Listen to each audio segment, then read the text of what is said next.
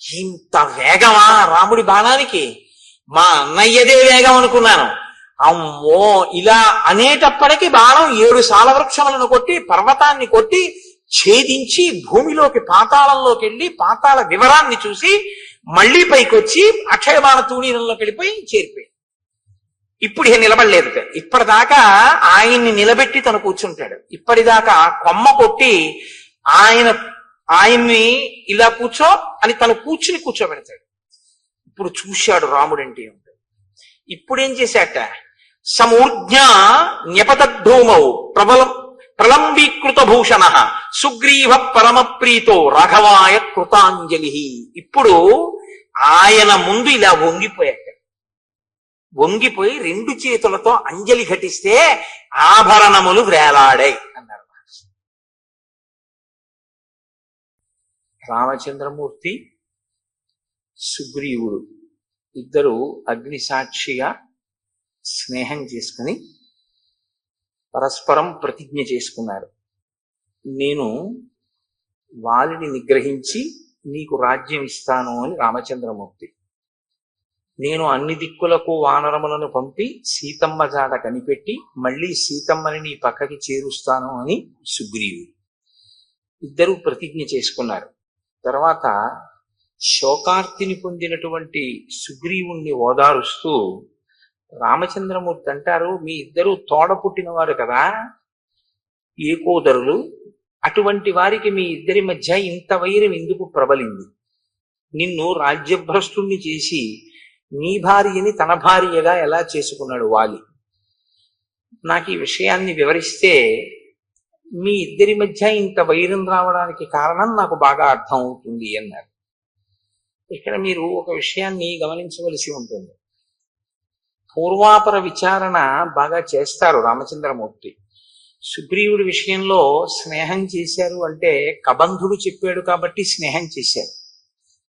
ఋష్యమూక పర్వతం మీద ఎవరు ఉంటారో అక్కడ ఉండాలి అంటే పాపాచరణము లేని వారైతేనే ఉంటారు అని కబంధుడు చెప్పాడు.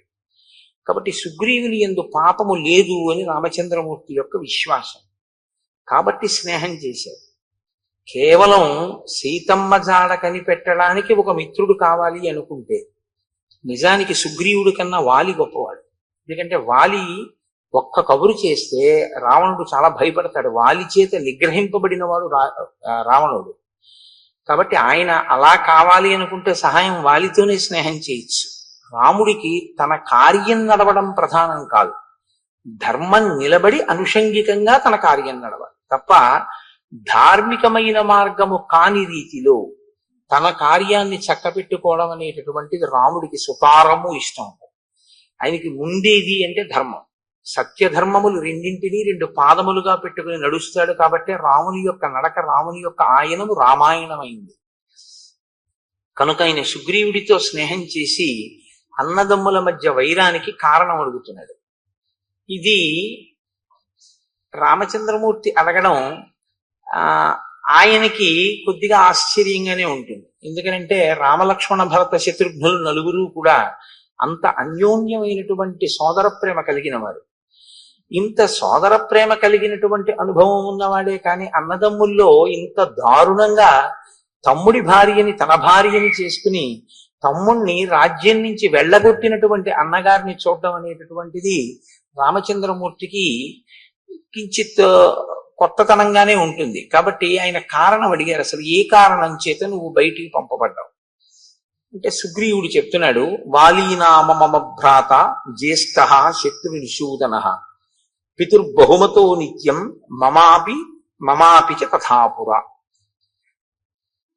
నేను వాలి అన్నదమ్ములం. నా తండ్రి గారు వాలిని చాలా ప్రేమించాడు, పెద్ద కొడుకు కనుక. నేను కూడా వాలిని చాలా ప్రేమించాను, వాలిని చాలా గౌరవించాను. మా తండ్రి గారు శరీరాన్ని విడిచిపెట్టిన తరువాత జ్యేష్ఠ కుమారుడు కనుక వాలికి పట్టాభిషేకం జరిగింది. ఆయన రాజ్యాన్ని చేస్తున్నాడు. రాజ్యం ప్రశాసతస్తస్య పితృపైతామహం మహత్ అహం సర్వేషు కాలేషు ప్రణతః ప్రేష్యవత్స్థితః. వాలి రాజ్యం చేసేటటువంటి సమయంలో తాతలు తండ్రుల దగ్గర నుండి వచ్చినటువంటి రాజ్యాన్ని వాలి పరిపాలన చేసినటువంటి సమయంలో కూడా అంటే రాజ్యమునందు వాలి ప్రతిష్ఠింపక పూర్వము, రాజ్యమునందు వాలి ప్రతిష్ఠింపబడిన తరువాత కూడా నేను ఆయన్ని ఒక సేవకుడు ఎలా గౌరవిస్తాడో అంత మర్యాదతో అంత గొప్పగా సేవించాను. అంటే నేను ఒక తమ్ముణ్ణి అన్న భావనతో ఎప్పుడు అహంకరించలేదు. నేను ఒక సేవకుడును అన్న భావనతోనే నేను వాలిని అనువర్తించాను. అంత గౌరవంగానూ చూశాను. ఒకానొకప్పుడు మాయావీనామ తేజస్వి పూర్వజో దుందుభేశ్రుత తేన తస్య మహద్వైరం స్త్రీకృతం విశ్రుతం పురా. ఒక స్త్రీ కారణంగా వాలికి మాయావి అనబడేటటువంటి ఒక రాక్షసునికి వైరం వచ్చింది. ఈ మాయావి మయుని యొక్క కుమారులలో పెద్దవాడు. అంటే మీకు వాలి యొక్క శీలం ఎటువంటిది, సుగ్రీవుని యొక్క శీలం ఎటువంటిది ఒక గీత గీసి మహర్షి మాటల్లోనే చూపిస్తూ ఉంటారు. ఒక స్త్రీ కారణంగా వైరం అంటే ఒకే స్త్రీని ఇద్దరు కాంక్షించి ఉన్నారు. కాబట్టి వాలికి మయుడికి మధ్యలో అభిప్రాయ భేదాలు వచ్చాయి. ఒకానొక రాత్రి వేళ, ఒక అర్ధరాత్రి సమయంలో ఆ మయుడు కిష్కింధా నగరానికి చేరుకున్నాడు. అప్పటికి వాలి నిద్రపోతున్నాడు. ఆయన వచ్చి ఒక పెద్ద సింహనాదం చేశాడు. ఓ వాలి, నువ్వు బయటికి రా, నేను నిర్జిస్తాను, నేను అందుకే వచ్చాను.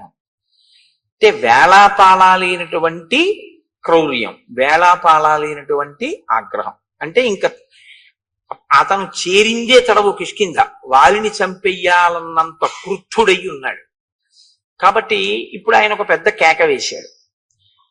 వెంటనే వాలి లేచి, నేను ఏదో మధువు సేవించి ఉన్నాను, రాత్రి వేళ కనుక నిన్ను నిగ్రహించలేని అనుకుంటున్నావేమో, నువ్వు అక్కడే నిలబడు, నేను వస్తున్నాను, నీతో తలపడతానని వాలి కూడా గబగబా బయలుదేరి యుద్ధానికి వెళ్ళాడు. వాలిని అనుగమించి సుగ్రీవుడు కూడా వెళ్ళాడు.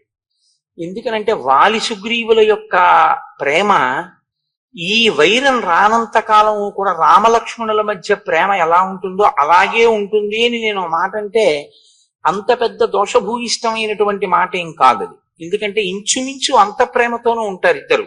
సుగ్రీవుడు అలా అనువర్తించాడు, వాలి కూడా అంత ప్రేమించినట్లే కనపడుతుంది మనకి. కాబట్టి సతుమే భ్రాతరం దృష్ట్వా మాంచ దూరాదవస్థితం అసురో జాత సంత్రాస ప్రదుద్రావ తతో భృశం. చాలా దూరం నుంచి వాలిని సుగ్రీవుణ్ణి చూశాడు. చూసి ఇంత యుద్ధానికి వచ్చి వాలిని మట్టు పెడతానని పెద్ద పెద్ద కేకలు వేసి సింహనాదం చేసినటువంటి ఆ మాయావి, ఆ మయుని కుమారులలో పెద్దవాడైనటువంటి మాయావి ఒక్కసారి పరుగు లంఘించుకున్నాడు. వెనక్కి తిరిగి ఆయన పరిగెత్తి వెళ్ళిపోతున్నాడు. విడిచిపెట్టలేదు వాలి ఆయన్ని తరిమాడు. ఆయన వెళ్ళి ఆ మాయావి పచ్చగడ్డితో ఉన్నటువంటి ఒక పెద్ద బిలంలోకి, భూగృహంలోకి ప్రవేశించాడు. ప్రవేశించి దానిలోకి వెళ్ళిపోయాడు. అది చాలా చీకటిగా ఉంది. ఆ బిలం లోపలికి వెడితే అతను ఎక్కడున్నాడో, అతని పరివారం ఎవరైనా ఉన్నారో, ఇంకా ఎవరైనా యుద్ధానికి తలపడతారో తెలియని పరిస్థితి. కాబట్టి ఇప్పుడు వాలి అందులో ప్రవేశిస్తుంటే సుగ్రీవుడు నమస్కారం చేసి అన్నాడు, అన్నయ్య నేను కూడా నీతో వస్తాను అన్నాడు. అంటే మీరు ఇది చెప్పేటప్పుడు రాముడితో చెప్తున్నాడు సుగ్రీవుడి కథ. సుగ్రీవుని యొక్క మనస్సు ఎంత పరిశుద్ధంగా ఉందో, అన్న పట్ల భిన్నాభిప్రాయం ఉన్నవాడు కాడు, అన్న రాజ్యాన్ని కైవసం చేసుకుందామనేటటువంటి ఉద్దేశ్యం ఉన్నవాడు కాడు. కాబట్టి అన్న నేను నిన్ను అనుగమించి ఈ భూగృహంలోకి వస్తాను అన్నాడు. శాపయిత్వాతు మాం పద్భ్యాం ప్రవివేశ బిలం మహత్. వాలి అన్నాడు, నేను నా పాదముల మీద ఒట్టు పెడుతున్నాను, నువ్వు నాతో రావద్దు. నేను లోపలికి వెళ్ళి ఆ రాక్షసుల్ని మట్టు పెట్టి తిరిగి వస్తాను. నేను తిరిగి వచ్చే వరకు నువ్వు ఈ బిలద్వారం దగ్గర కాపు కాయి. కాబట్టి ఇప్పుడు నేను ఈ మాట పూర్వం అరణ్యకాండలో రామచంద్రమూర్తి కూడా ఓసారి అన్నారు, నా పాదముల మీద ఒట్టు, నువ్వు సీతమ్మని తీసుకుని గుహలోకి వెళ్ళు, నేను యుద్ధం చేస్తాను 14,000 మంది కరదూషణాదులతోనే. కాబట్టి ఇప్పుడు సుగ్రీవుడు బిలద్వారం దగ్గర నిలబడ్డాడు. వాలి అత్యంత వేగంతో ఆ బిలంలోకి ప్రవేశించాడు. తస్య ప్రవిష్టస్య బిలం సాగ్రహ సంవత్సరో గతః. వాలి బిలంలోకి వెళ్ళిపోయాడు, సుగ్రీవుడు అక్కడ నిలబడ్డాడు. 1 సంవత్సరం అయిపోయింది. ఆయన తిరిగి రాలేదు. లోపల నుంచి ఏమీ చప్పుడు వినపడలేదు. 1 సంవత్సరం ఎదురు చూశాడు, తిరిగి వస్తాడేమోనని. రాలేదు. కానీ 1 సంవత్సరం అయిపోయిన తర్వాత సఫేనం రుధిరం రక్తం అహం దృష్ట్వా సుదుఃఖిత, నురుగుతో కూడినటువంటి రక్త ప్రవాహం ఆ బిలంలోంచి పైకి రావడం మొదలుపెట్టింది.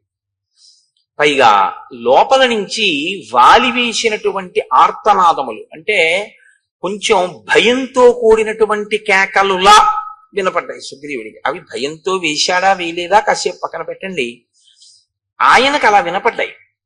అహం త్వవగతో బుద్ధ్యా చిహ్నైస్తై భ్రతరం హతం సిధాయ చ బిలద్వారం శిలయా గిరిమాత్రయా శోకార్తశ్చోదకం కృత్వా కిష్కింధామాగత సఖే.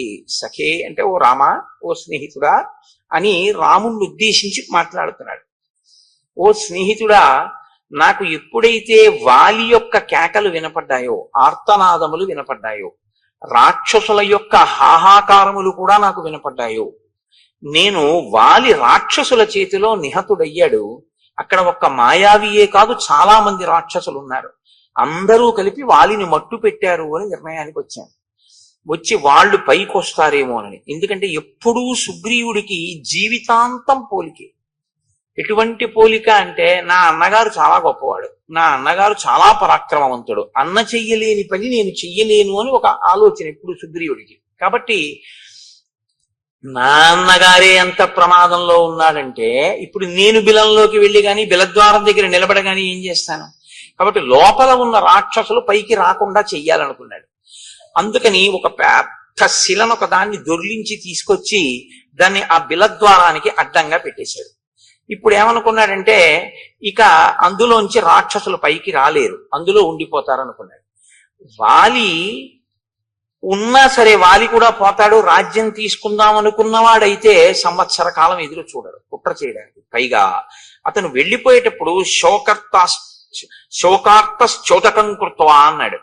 నేను ఆయన గురించి శోకించి ఉదకక్రియ చేశాను అన్నాడు. ఉదకక్రియ చేయడం అంటే జలతర్పణ. అంటే చనిపోయాడు అన్న భావనలో మనసులో అతనికి ఏం అనుమానం లేదు. బతికున్నాడో చచ్చిపోయాడో, నేను గబుక్కుని బిలానికి అడ్డంగా ఓ రాయి పెట్టేశాను, అలాంటి భావన ఏం లేదు. ఖచ్చితంగా వాలి మరణించాడని అనుకున్నాడు. అందుకే అతను ఉదకక్రియ కూడా చేసేసాడు. చేసేసి తిరిగి వచ్చాడు. నిజంగా రాజ్యం మీద సుగ్రీవుడికి వ్యామోహం ఉంటే వాలి చచ్చిపోయాడని మంత్రులకు చెప్పుకుండేవాడు. నేను బిలానికి అడ్డంగా ఒక శిలని పెట్టాను, ఉదకక్రియ చేశాను, వచ్చాను, కానీ అన్నయ్య చచ్చిపోయాడు అని నేను ఎలా చెప్పడం? అన్నయ్య ఏలినటువంటి రాజ్యాన్ని నేను ఏలగలనా? బహుశా అది ఆయన శంక. వాలి సింహాసనం మీద కూర్చుంటే అమ్మ బాబాయ్ వాలి పరిపాలిస్తున్నాడని ఎవరు రాలేరు. వాలి అంత సమర్థున్నా నేను వాలి కూర్చున్న సింహాసనం మీద కూర్చోడానికి? యువరాజుగా వాలి పక్కన కూర్చోగలనేమో కానీ వాలి లేకుండా నేనే స్వతంత్రంగా పరిపాలన చెయ్యగలిగినటువంటి వాడిని కాను. అందుకని ఆయన మంత్రులకు చెప్పలేదు. కానీ వాళ్ళు ఏం చేశారు? యత్నతో మంత్రిభిశ్రుతం. వాళ్ళు గుచ్చి గుచ్చి గుచ్చి గుచ్చి ప్రశ్నించారు అనేక రకాలుగా. నువ్వు ఎందుకు వచ్చేసావు? వాలేడి? ఎందుకు రాలేదు? ఎప్పుడు వస్తాడు అని. దుఃఖముతో కూడుకున్నటువంటి మనసుతో ఉన్నవాడు కాబట్టి ఒక రోజున పైకి చెప్పేశాడు, వాలి మరణించాడు అని చెప్పాడు. ఎందుకని అంటే తను అలాగే నమ్మాడు. మంత్రులు అన్నారు, వాలి మరణించాడు, నువ్వు యువరాజువి, రాజు లేడు సింహాసనం మీద, సింహాసనం ఖాళీగా ఉండకూడదు, కాబట్టి ఉత్తరాధికారి నువ్వే కనుక నీకు రాజ్యాభిషేకం చేస్తా ఉన్నారు. అభిషిక్తం తు మాం దృష్ట్వా వాలి సంరక్తలోచన మదీయాన్ మంత్రినో బద్ధ్వా పరుషం వాక్యమబ్రవీత్. ఈయనకి పట్టాభిషేకం చేశారు, సుగ్రీవుడు రాజ్యం చేస్తున్నాడు. సుగ్రీవుడు రాజ్యం చెయ్యడం మొదలు పెట్టినటువంటి కొద్ది కాలానికే వాలి వచ్చాడు. వాలి తిరిగి వచ్చి చూసి సుగ్రీవుడు రాజుగా ఉండడం చూడగానే ఆయన కళ్ళు ఎర్రబడ్డాయి. కుట్ర చేసి రాజ్యం పుచ్చుకున్నాడు అన్న భావన ఏర్పడింది. ఆయన సుగ్రీవుడిని అడగలేదు. అసలు సుగ్రీవుడు మాట్లాడడానికి కానీ సుగ్రీవుడు చెప్పడానికి కానీ అవకాశం ఇవ్వలేదు. సుగ్రీవుడు చెప్పింది నమ్మలేదు కూడా. కాబట్టి మదీయాన్ మంత్రినో బద్ధ్వా పరుషం వాక్యమబ్రవీత్. నా మంత్రులందరినీ ఖైదు చేసేసాడు. పైగా నన్ను చాలా పరుషంగా మాట్లాడాడు. ఏం మాట్లాడాడు అన్నది సుగ్రీవుడు చెప్పలేదు. పరుషంగా మాట్లాడాడు అంటే దాన్ని బట్టి మనం ఏమైనా అర్థం చేసుకోవలసి ఉంటుందంటే, నువ్వు రాజ్యకాంక్షతో కావాలని నన్ను చంపడం కోసమే బిలానికి శిల అడ్డుపెట్టి నేను లోపలికి వెళ్ళగానే అడ్డుపెట్టి వచ్చేసావు, వచ్చి రాజు అయ్యావు. సంవత్సరం ఎదురు చూసి వచ్చాడు అన్నదాన్ని వాలి ఊహించలేదు. వెళ్ళగానే బిలానికి శిల అడ్డు పెట్టాడు అనుకున్నాడు. కాబట్టి నిగ్రహేపి సమర్థస్య తం పాపం ప్రతిరాఘవ న ప్రావర్తతమే బుద్ధి భ్రాతుర్గౌరవయంత్రిత. నేనప్పుడు రాజ్యాధికారమునందున్నాను. బలవంతుడా బలహీనుడా కాసేపు పక్కన పెట్టండి. అధికారంలో ఉండడం చాలా గొప్ప బలం. ఎందుచేత అంటే సైన్యం అంతా కూడా సహకరిస్తుంది. రాజ్యాధికారం అటువంటిది. కాబట్టి నేను అధికారంలో ఉన్నాను కాబట్టి నేనే తలుచుకుంటే వాలిని నిగ్రహించగలను, కానీ నేను నిగ్రహించలేదు. హత్వా శత్రుం సమే భ్రాత ప్రవివేశ పురం తదా మానయం స్తం మహాత్మానం యథావచ్చాభ్యవాదయం. నేను అభివాదం చేశాను. మొన్నటి రోజున మీకు నేను మనవి చేశాను, అభివాదము అన్న మాటకు అర్థం ఏమిటో. అభివాదము అంటే నిలబడి చేసేది కాదు, వంగి మోకాళ్ళ మీద రెండు చెవులు పట్టుకుని చేస్తే అభివాదం. కాబట్టి రెండు చెవులు పట్టుకుని నేను అభివాదం చేశాను. అలా అభివాదం చేస్తే గుర్తు ఏమిటంటే ఆశీర్వచనాన్ని అపేక్షించినట్లు. అభివాదం చేసినప్పుడు వెంటనే ఆశీర్వచనం చేస్తారు. కాబట్టి నాకు ఆశీర్వచనం చెయ్యలేదు మా అన్నయ్య. నేను అభివాదం చేసి మా అన్న పక్కన నిలబడ్డాను. ఉక్తాశ్చ నాశిషస్తేన సంతుష్టేన అంతరాత్మన. ఆయన మనసులో తృప్తిని పొందలేదు నేను అలా అభివాదం చేసినా కూడా. ఆయన నాకు ఆశీర్వచనం చెయ్యలేదు. నత్వా పాదావహం తస్య మకుటేనా స్పృశం ప్రభో అపి వాలీవమ క్రోధాత్ న ప్రసాదం చకారసః. నేను నా కిరీటం ఆయన పాదాలకు తగిలేటట్టుగా వంగి ఆయన పాదములకు నా కిరీటాన్ని తగల్చి నమస్కరించాను. నమస్కరించి నేను ఆయనతో ఒక మాట చెప్పాను, అన్నయ్య నేను యథార్థంగా రాజ్యం కోరుకోలేదు, నువ్వు మంత్రులను అడుగు. నేను 1 సంవత్సరం ఎదురు చూశాను నువ్వు వస్తావని. నురుగుతో కూడిన రక్తపు వరద వచ్చింది. నేను నీకే ప్రమాదం జరిగింది అనుకున్నాను. అందుకని 1 సంవత్సరం తర్వాత ఒక బండ అడ్డంగా పెట్టి తిరిగి వచ్చేసాను. నేను మంత్రులకు చెప్పలేదు. వారు నన్ను గుచ్చి గుచ్చి ప్రశ్నించారు. ప్రశ్నించి వాళ్ళు బలవంతంగా నాకు పట్టాభిషేకం చేశారు. అభిషిక్తోన కామేన తన్మేత్వం క్షంతుమర్హసి. నేను కావాలని చేసుకున్న పట్టాభిషేకం కాదు, కానీ నాకు పట్టాభిషేకం జరిగిందన్నమాట వాస్తవం. అన్నయ్య, ఈ జరిగిన పట్టాభిషేకానికి నన్ను క్షమించు, నాకు తెలియదు నువ్వు ఉన్నావని. కాబట్టి ఇప్పుడు ఈ రాజ్యాన్ని నీకు అప్పచెప్పేస్తున్నాను. నువ్వే సింహాసనం మీద కూర్చుని పరిపాలన చెయ్యి. నీ వంటి మహాత్ముడు పరిపాలన చేస్తుంటే నీ మీద ప్రభువుగా కూర్చున్నాడు. ప్రభువుగా కూర్చున్నవాడు అకస్మాత్తుగా మళ్ళీ యువరాజుగా రావడం అనేటటువంటిది ఎవ్వరికీ అంగీకార యోగ్యం కాదు. యువరాజు రాజు తర్వాత ఉండేటటువంటి రాజరికం. ఒకసారి రాచరికం చేసి మళ్ళీ యువరాజుగా కూర్చోవడం అనేటటువంటిది ఒక వ్యక్తి అంగీకరించగలిగినటువంటి విషయం కాదు, అంత తేలిక కాదు. కానీ సుగ్రీవుడు దానికి సిద్ధపడ్డాడు. అన్నయ్య, నువ్వే రాజ్యమేలు, నేను నీకు తోడుగా ఉంటాను. నేను పూర్వం ఎలా నిన్ను సేవించానో అలాగే ఒక సేవకుడిగా మసులుకుంటాను. నేను యువరాజుగానే ఉంటాను అని అభ్యర్థించాను. కానీ వాలి సభని ఏర్పాటు చేసి మంత్రుల్ని పౌరుల్ని అందరినీ పిలిచాడు. పిలిచి ఒక మాట అన్నాడు. జరిగిన కథంతా చెప్పాడు. మాయావి వెంట మేము పరిగెత్తడం, తను బిలంలోకి వెళ్ళడం అన్నీ చెప్పి ఆ సభలో ఉన్న వారితో ఏం చెప్పాడంటే, ఈ దుర్మార్గుడు రాజ్యాన్ని కాంక్షించి నేను బిలంలోకి వెళ్ళగానే శిల అడ్డుపెట్టి వెళ్ళిపోయాడు. నేను తీరా మాయావిని వెతుక్కుంటూ లోపలికి వెళ్ళినటువంటి 1 సంవత్సరం తర్వాత నాకు ఆ మాయావి కనపడ్డాడంటే అది ఎంత పెద్ద బిలమో. ఆయనతో పాటు అక్కడ చాలా మంది రాక్షసులు ఉన్నారు. నేను ఈ రాక్షసులందరినీ పరిమార్చాను. గుహ నెత్తుటితో నిండిపోయింది.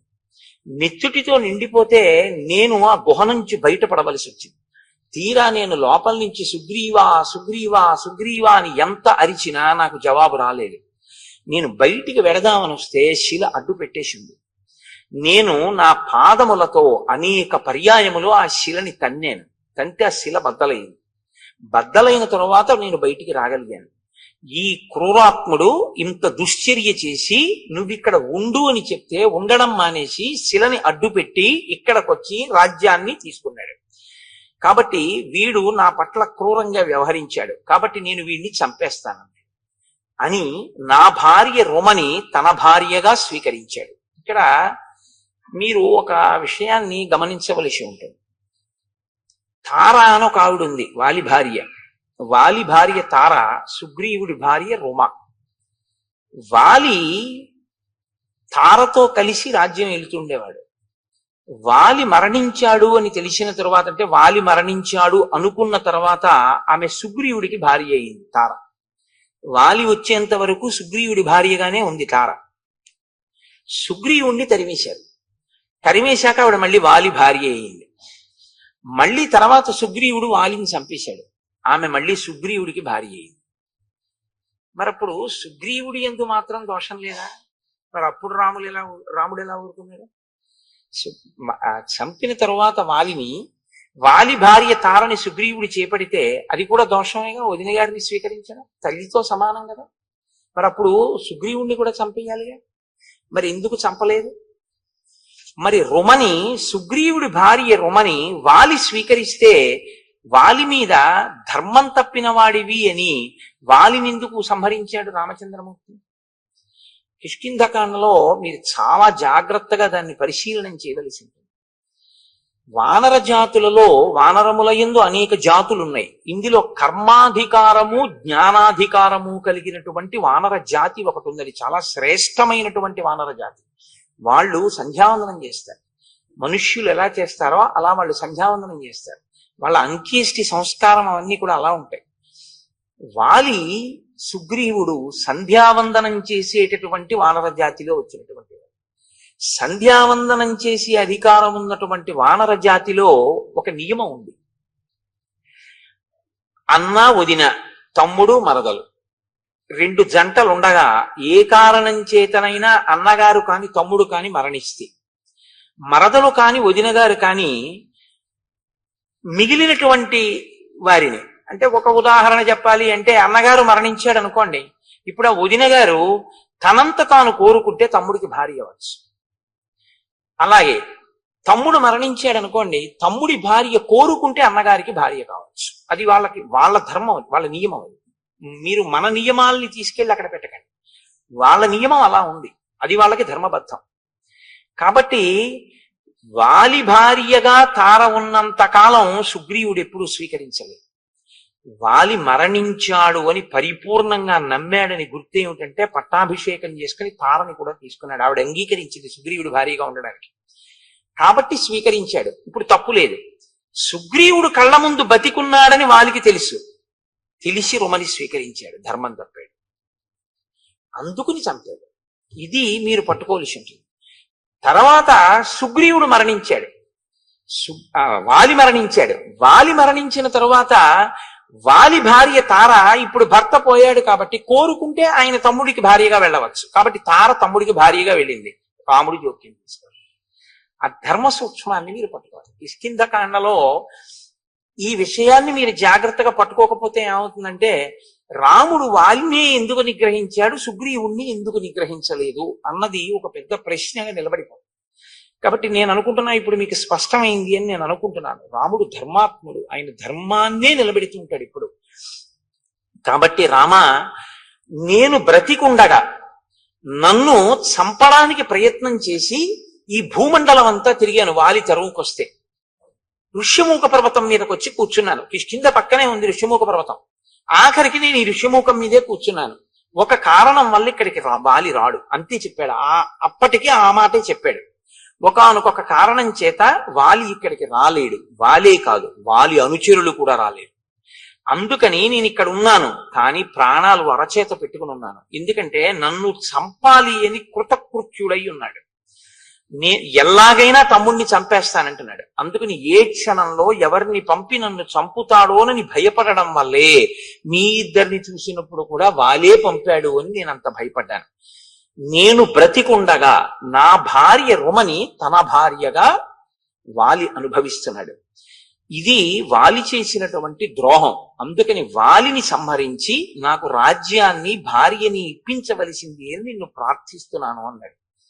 ఇప్పుడు వెంటనే రామచంద్రమూర్తి అన్నారు, యావత్తం నాభిపశ్యామి తవ భార్యాపహారిణం తావత్ సజీవేత్ పాపాత్మ వాలి చారిత్ర దోషక.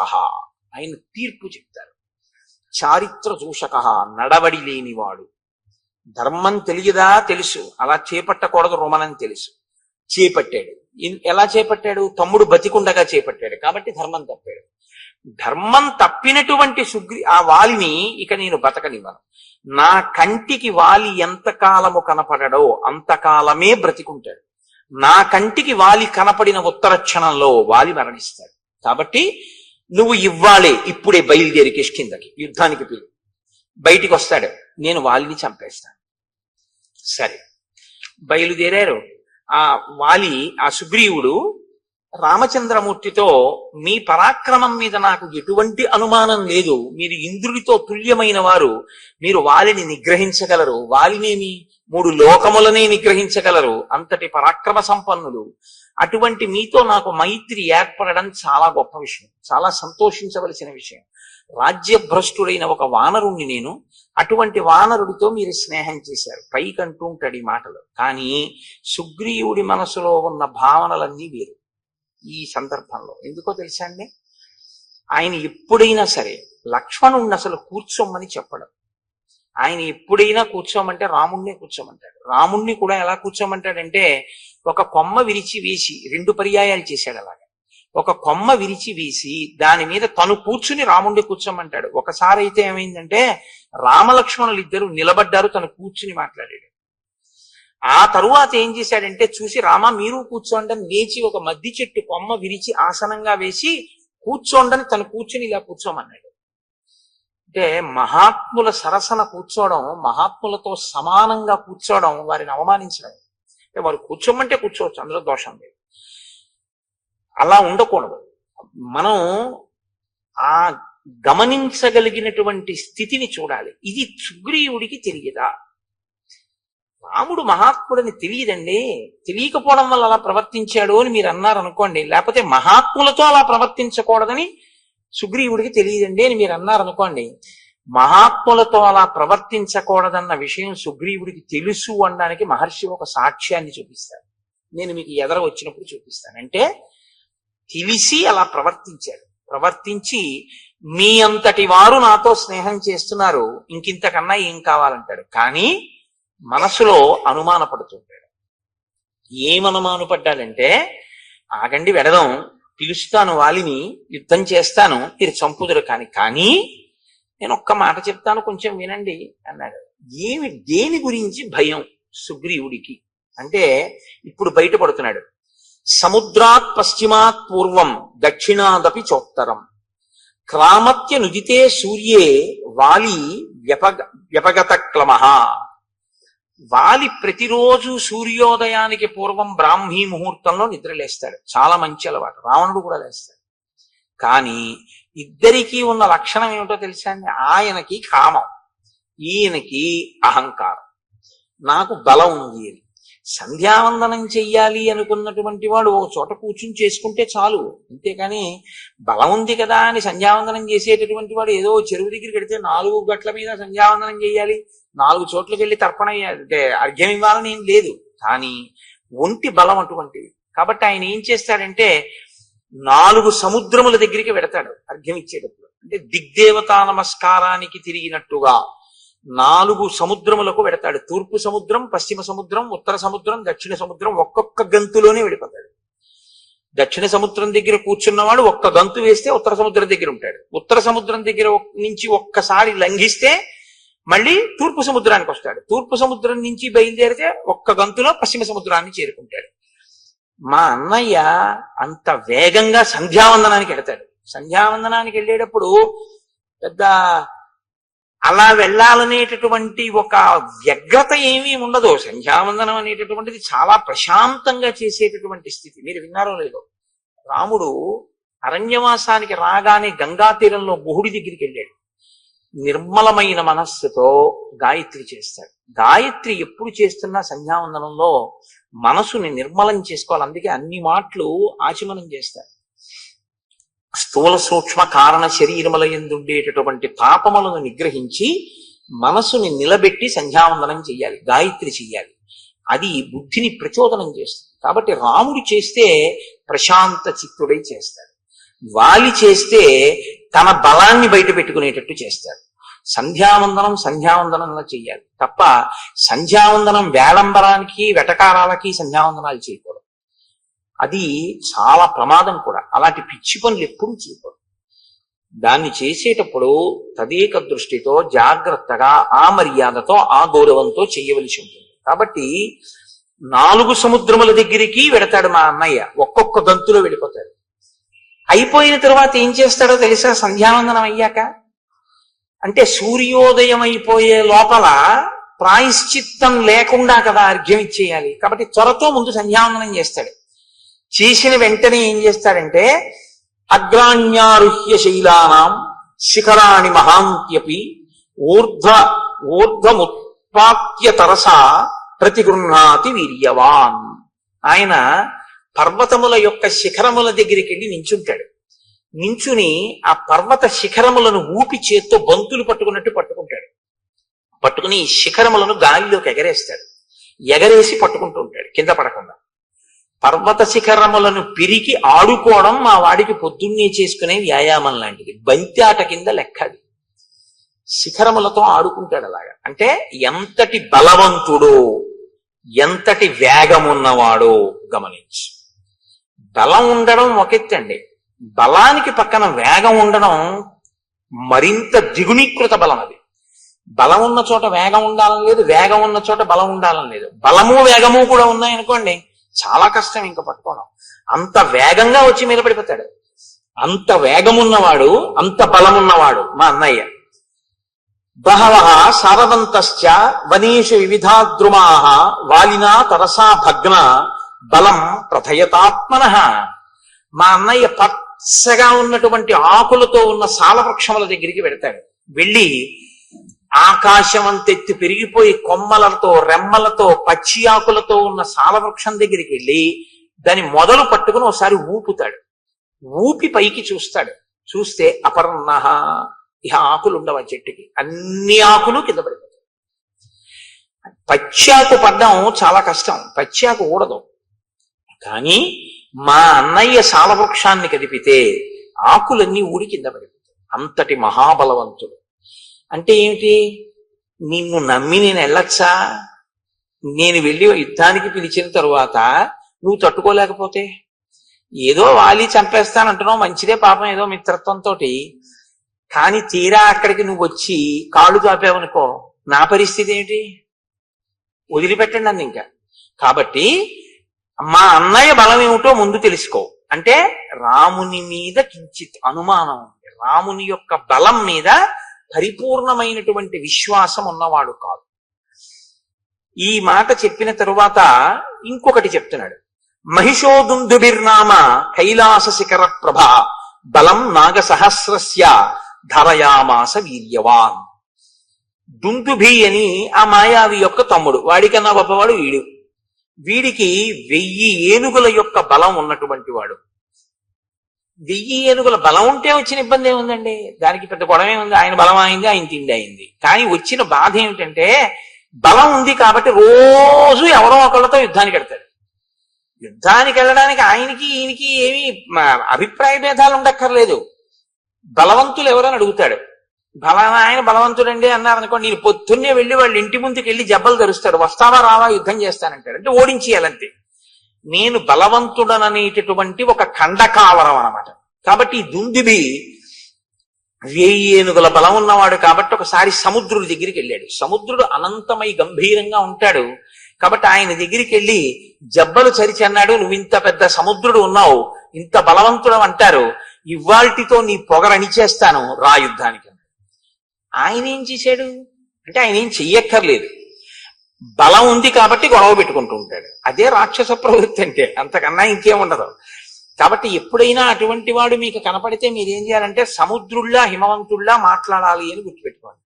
తప్ప మీరు యుద్ధానికి వెళ్ళిపోకూడదు, వాళ్ళే మీరు కూడా రెచ్చిపోకూడదు.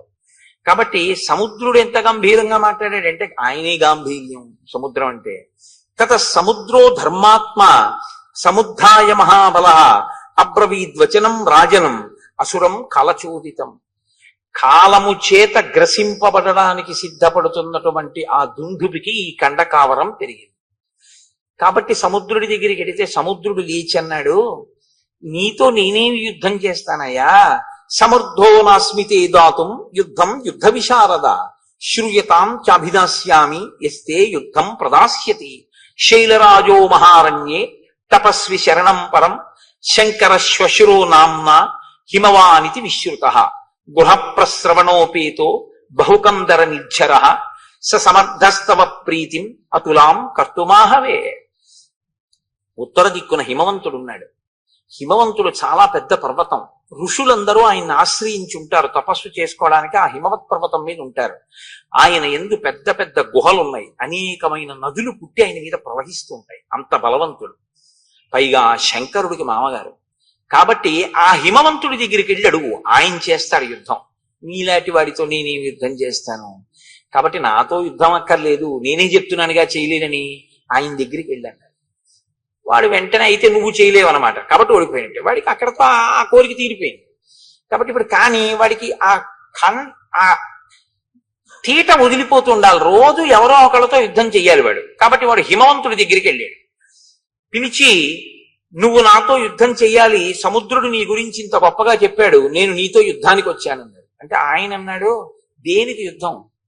మన ఇద్దరి మధ్య వైరమేం లేదు, నిష్కారణంగా నాతో యుద్ధం ఎందుకు అంటే, లేదు నాకు బలం ఉంది, నువ్వు బలవంతుడవో నేను బలవంతుడినో తేలిపోవాలన్నాడు. నీ అంత బలవంతుడిని నేను కాదని నేనే చెప్తున్నాను.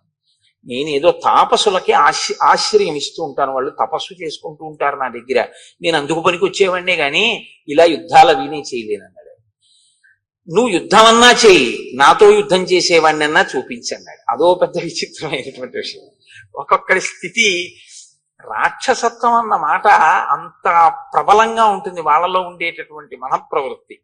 అంటే ఆయన అన్నాడు, వాలీనామ మహాప్రాజ్ఞ శక్రతుల్య పరాక్రమ అధ్యాస్తే వానర శ్రీమాన్ కిష్కింధాం అతుల ప్రభాం స సమర్థో మహాప్రాజ్ఞ తవ యుద్ధ విశారద ద్వంద్వయుద్ధం మహద్దాతుం నముచేరివ వాసవ. నముచికి ఇంద్రుడికి యుద్ధం జరిగితే ఎలా ఉంటుందో అలా ఉంటుంది నువ్వు వాలితో యుద్ధం చేస్తే.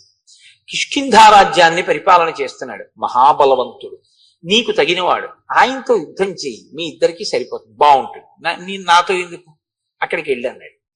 అంటే మళ్ళీ ఒక్క గంతులో అక్కడి నుంచి ఇక్కడికి వచ్చాడు. కానీ పాపం అప్పటికే తిరిగాడు కదండి. మరి ఓసారి సముద్రుడి దగ్గరికి వెళ్ళాడు, ఓసారి హిమవంతుడి దగ్గరికి వెళ్ళాడు. దేనికి? ఓ పుణ్యమా పురుషార్థమా? గొడవ తెచ్చుకోవడానికి వెళ్ళాడు. గొడవ పెట్టుకోలేదు వాళ్ళు గొడవ పెట్టుకోలేదన్న కక్ష కడుపులో ఉండిపోయింది. వాళ్ళు గొడవ పెట్టుకోలేదు, ఇవాళ నాకు యుద్ధం చేయడానికి ఒక్కడు దొరకలేదు, సూర్యాస్తమయం అయిపోయింది. వాడికి ఎంత బాధో చూడండి. ఏదో ఇవాళ నేను అయ్యో ఒక్క గుడికి వెళ్ళలేదు, ఒక్క గోపురానికి వెళ్ళలేదు, రామాయణంలో ఒక్క శ్లోకం చదవలేదు, ఒక్కసారి రామనామం రాయలేదు, రామరామ అనలేదు, ఇవాళంతా ఏమిటో ఇలా గడిచిపోయింది అని భక్తుడు విసుక్కున్నట్లు వాడికి చాలా కోపం వచ్చింది. సూర్యాస్తమయం అయిపోయింది, ఒక్కడు గొడవకు వచ్చిన వాడు లేడు, ఒక్కడితో యుద్ధం దొరకలేదు, చీకటి పడిపోయింది. వీడు వస్తాడో రాడో, పడుకున్నాడో ఏమో. కాబట్టి ఇప్పుడు రెచ్చగొట్టడానికి కిష్కింధ వెళ్ళాడు. అప్పటికే బాగా చీకటి పడిపోయింది, ఊరుకోవచ్చు. కానీ రేపొద్దున మళ్ళీ ఎక్కడికైనా వెళ్ళిపోతానంటాడేమో అని కంగారు, యుద్ధానికి ముందే సిద్ధం చేసేసుకుంటే పోతుందని. అంటే ఎంత వెర్రిగా ఉంటారో చూడండి ఒక్కొక్కళ్ళ మనస్తత్వం. మీరు ఇవి చూసి, రామాయణం చూసి అలా ఉంటారనుకోకండి. నేను పేర్లు చెప్తే బాగుండదు, పేపర్లలో చదవట్లా మీరు? ఎంతమందో ఇలాంటి వాళ్ళు. కాబట్టి అయిన దానికి కాని దానికి జబ్బలు చదవడం, రా నాతో అంటూ ఉండడం, ఎంత రాక్షసత్వంతో ఉంటారో. కిమర్థం నగరద్వారం ఇదం వృద్ధ్వా వినర్దసి దుందుభే విదితో మేసి రక్ష ప్రాణాన్ మహాబల. వాలి ఈ దుందుబి చేసినటువంటి హడావిడి విన్నాడు. ఆయన వచ్చినవాడు ఊరుకున్నాడా? ఒక మహిష రూపంలో వచ్చాడు. వచ్చి ఒక పెద్ద మహానాదం ఒకటి చేశాడు. ఆ కిష్కింధంతా చెట్లున్నాయి, ఆ చెట్లన్నీ విరగ్గొట్టేస్తున్నాడు. గిట్టలతో భూమినంతటినీ కూడా ఇలా దున్నేసి ఆ పైకి మట్టి రేపేసి భూమిని బద్దలు చేసేస్తున్నాడు ఆ బలంతో. ఆ నగర ద్వారాన్ని భేదించేస్తున్నాడు, బద్దలు కొడుతున్నాడు. బద్దలు కొడుతుంటే వాలి నిద్ర లేచి అన్నాడు, ఎందుకురా, ఎవడరా అల్లరి చేస్తున్నవాడు, ఏమిట్రా అంత కంగారు వాడికి, ఎందుకు అలా ఆ నగర ద్వారాన్ని బద్దలు కొడుతున్నాడు అన్నాడు. అంతే ఆయన అడిగింది, నాకు నీతో యుద్ధం కావాలి, ఇప్పుడు చేస్తావా రేపు చేస్తావా అని అడిగితే అయిపోతుంది పోనే. కానీ వీడన్నాడు, అంటే రాక్షసత్వం అంటే మాటలు ఎలా ఉంటాయో చూడండి, అకారణంగా నత్వం స్త్రీ సన్నిధౌ వీర వచనం వక్తుమర్హసి మమ యుద్ధం ప్రయచ్ఛాత్య తతో జ్ఞాస్యామి తే బలం. ఆడాళ్ళ దగ్గర కూర్చుని అరవడం కాదు. అంటే మరి రాత్రి అయిపోయింది, అంతఃప్రవాసంలో రాణుల దగ్గర కదా ఉంటాడు. ఆడవాళ్ళ దగ్గరుండి ఏదో పెద్ద వీరుళ్ళ ఎవడరా అని అడగడం కాదు. రా యుద్ధానికి, నీ బలం ఏంటో తేల్చేస్తాను. ఎవరసలు వాడు? ఏమీ చెప్పడం, కంగారు అనుకుని మళ్ళీ ఏమనుకున్నాడో వెంటనే అభయం ఇచ్చాడు. ఫోన్లే చీకటి పడిపోయాక వచ్చాను కదా అని. అధమాధారయిష్యామి క్రోధమధ్య నిశామిమా గృహ్యతాం ఉదయ స్వైరం కామభోగీషు వానరా. ఫోన్లే ఎలాగో అలా కష్టపడి రేపు పొద్దుటి వరకు నేను ఈ కోపాన్ని ఇలాగే అట్టె పెట్టుకుంటాను. రేపు పొద్దున్న యుద్ధానికి రా, ఇవాళకి రాత్రి నీ రాణులతో హాయిగా కామోపభోగాన్ని అనుభవించు. ఎందుకు ఆ కోపాన్ని నిలబెట్టుకోవడం? ఎవడైనా కోపం వదిలేస్తానని చూడాలి. ఆయన అంటాడు చాలా కష్టం మీద రేపు పొద్దుటి వరకు కోపాన్ని నిలబెట్టుకుంటానంటాడు. అంటే దుష్టుడి యొక్క మనఃప్రవృత్తి ఎలా ఉంటుందో చూడండి. ఉత్తమే క్షణకోపస్య మధ్యమే ఘటికాద్వయం మధమే స్యాదహోరాత్రం పాపిస్తే మరణాంతక. కష్టపడి కోపం నిలబెట్టుకోవడం ఎందుకండి? అది పోతుంటే హాయిగా వదిలిపెట్టేయాలి దాన్ని. అమ్మాయి మన ప్రయత్నం లేకుండా పోయిందిరా అనుకోవాలి. కానీ వాడికి అలా చిత్తశాంతి లేదు. దాన్ని కష్టపడి నిలబెట్టుకుంటున్నాడు, గిట్టలతో గీరేస్తున్నాడు, చెట్ల కొమ్మలు. అంటే రాత్రల్లా అలా చేస్తూ ఉంటాడు. నువ్వేం చెయ్యాలి? వాలి ఏం చెయ్యాలో చెప్తున్నాడు. ఇవాళ రాత్రికి నీ రాణులతో భోగించు. దీయతాం సంప్రదానంచ పరిష్వజ్య వానరాన్ సర్వశాఖా మృగేందస్త్వం సంసాదయ సుహృజ్జనాన్. నువ్వు దాన ధర్మాలు ఏమైనా చెయ్యాలనుకుంటున్నావు, ఇవాళ రాత్రి చేసేసి. ఎవరికేమైనా ఇద్దాం అనుకుంటే ఇచ్చేసి. పరిష్వజ్య వానరాన్, ఎవరైనా నీకు ముఖ్యమైనటువంటి వానరుల్ని చూడాలంటే వాళ్ళని పిలిపించి కౌగిలించేసుకోసారి. ఎందుకంటే ఇవన్నీ అంటే ఖండకావరం, నోటి తీట.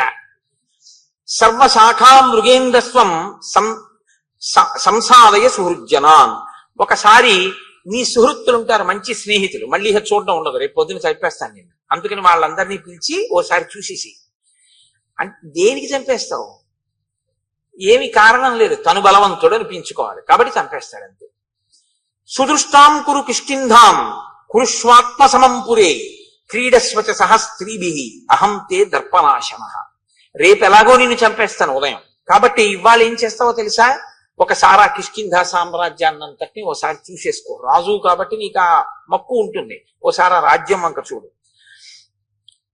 నీకు ఇష్టం కాబట్టి ఆ రాజధాని వంక కూడా ఓసారి చూసేయి. ఇవాళ రాత్రి నీకు ఇష్టమైనటువంటి స్త్రీలు ఎవరున్నారో వాళ్ళతో భోగించి రేపు పొద్దున నిన్ను చంపేస్తాను.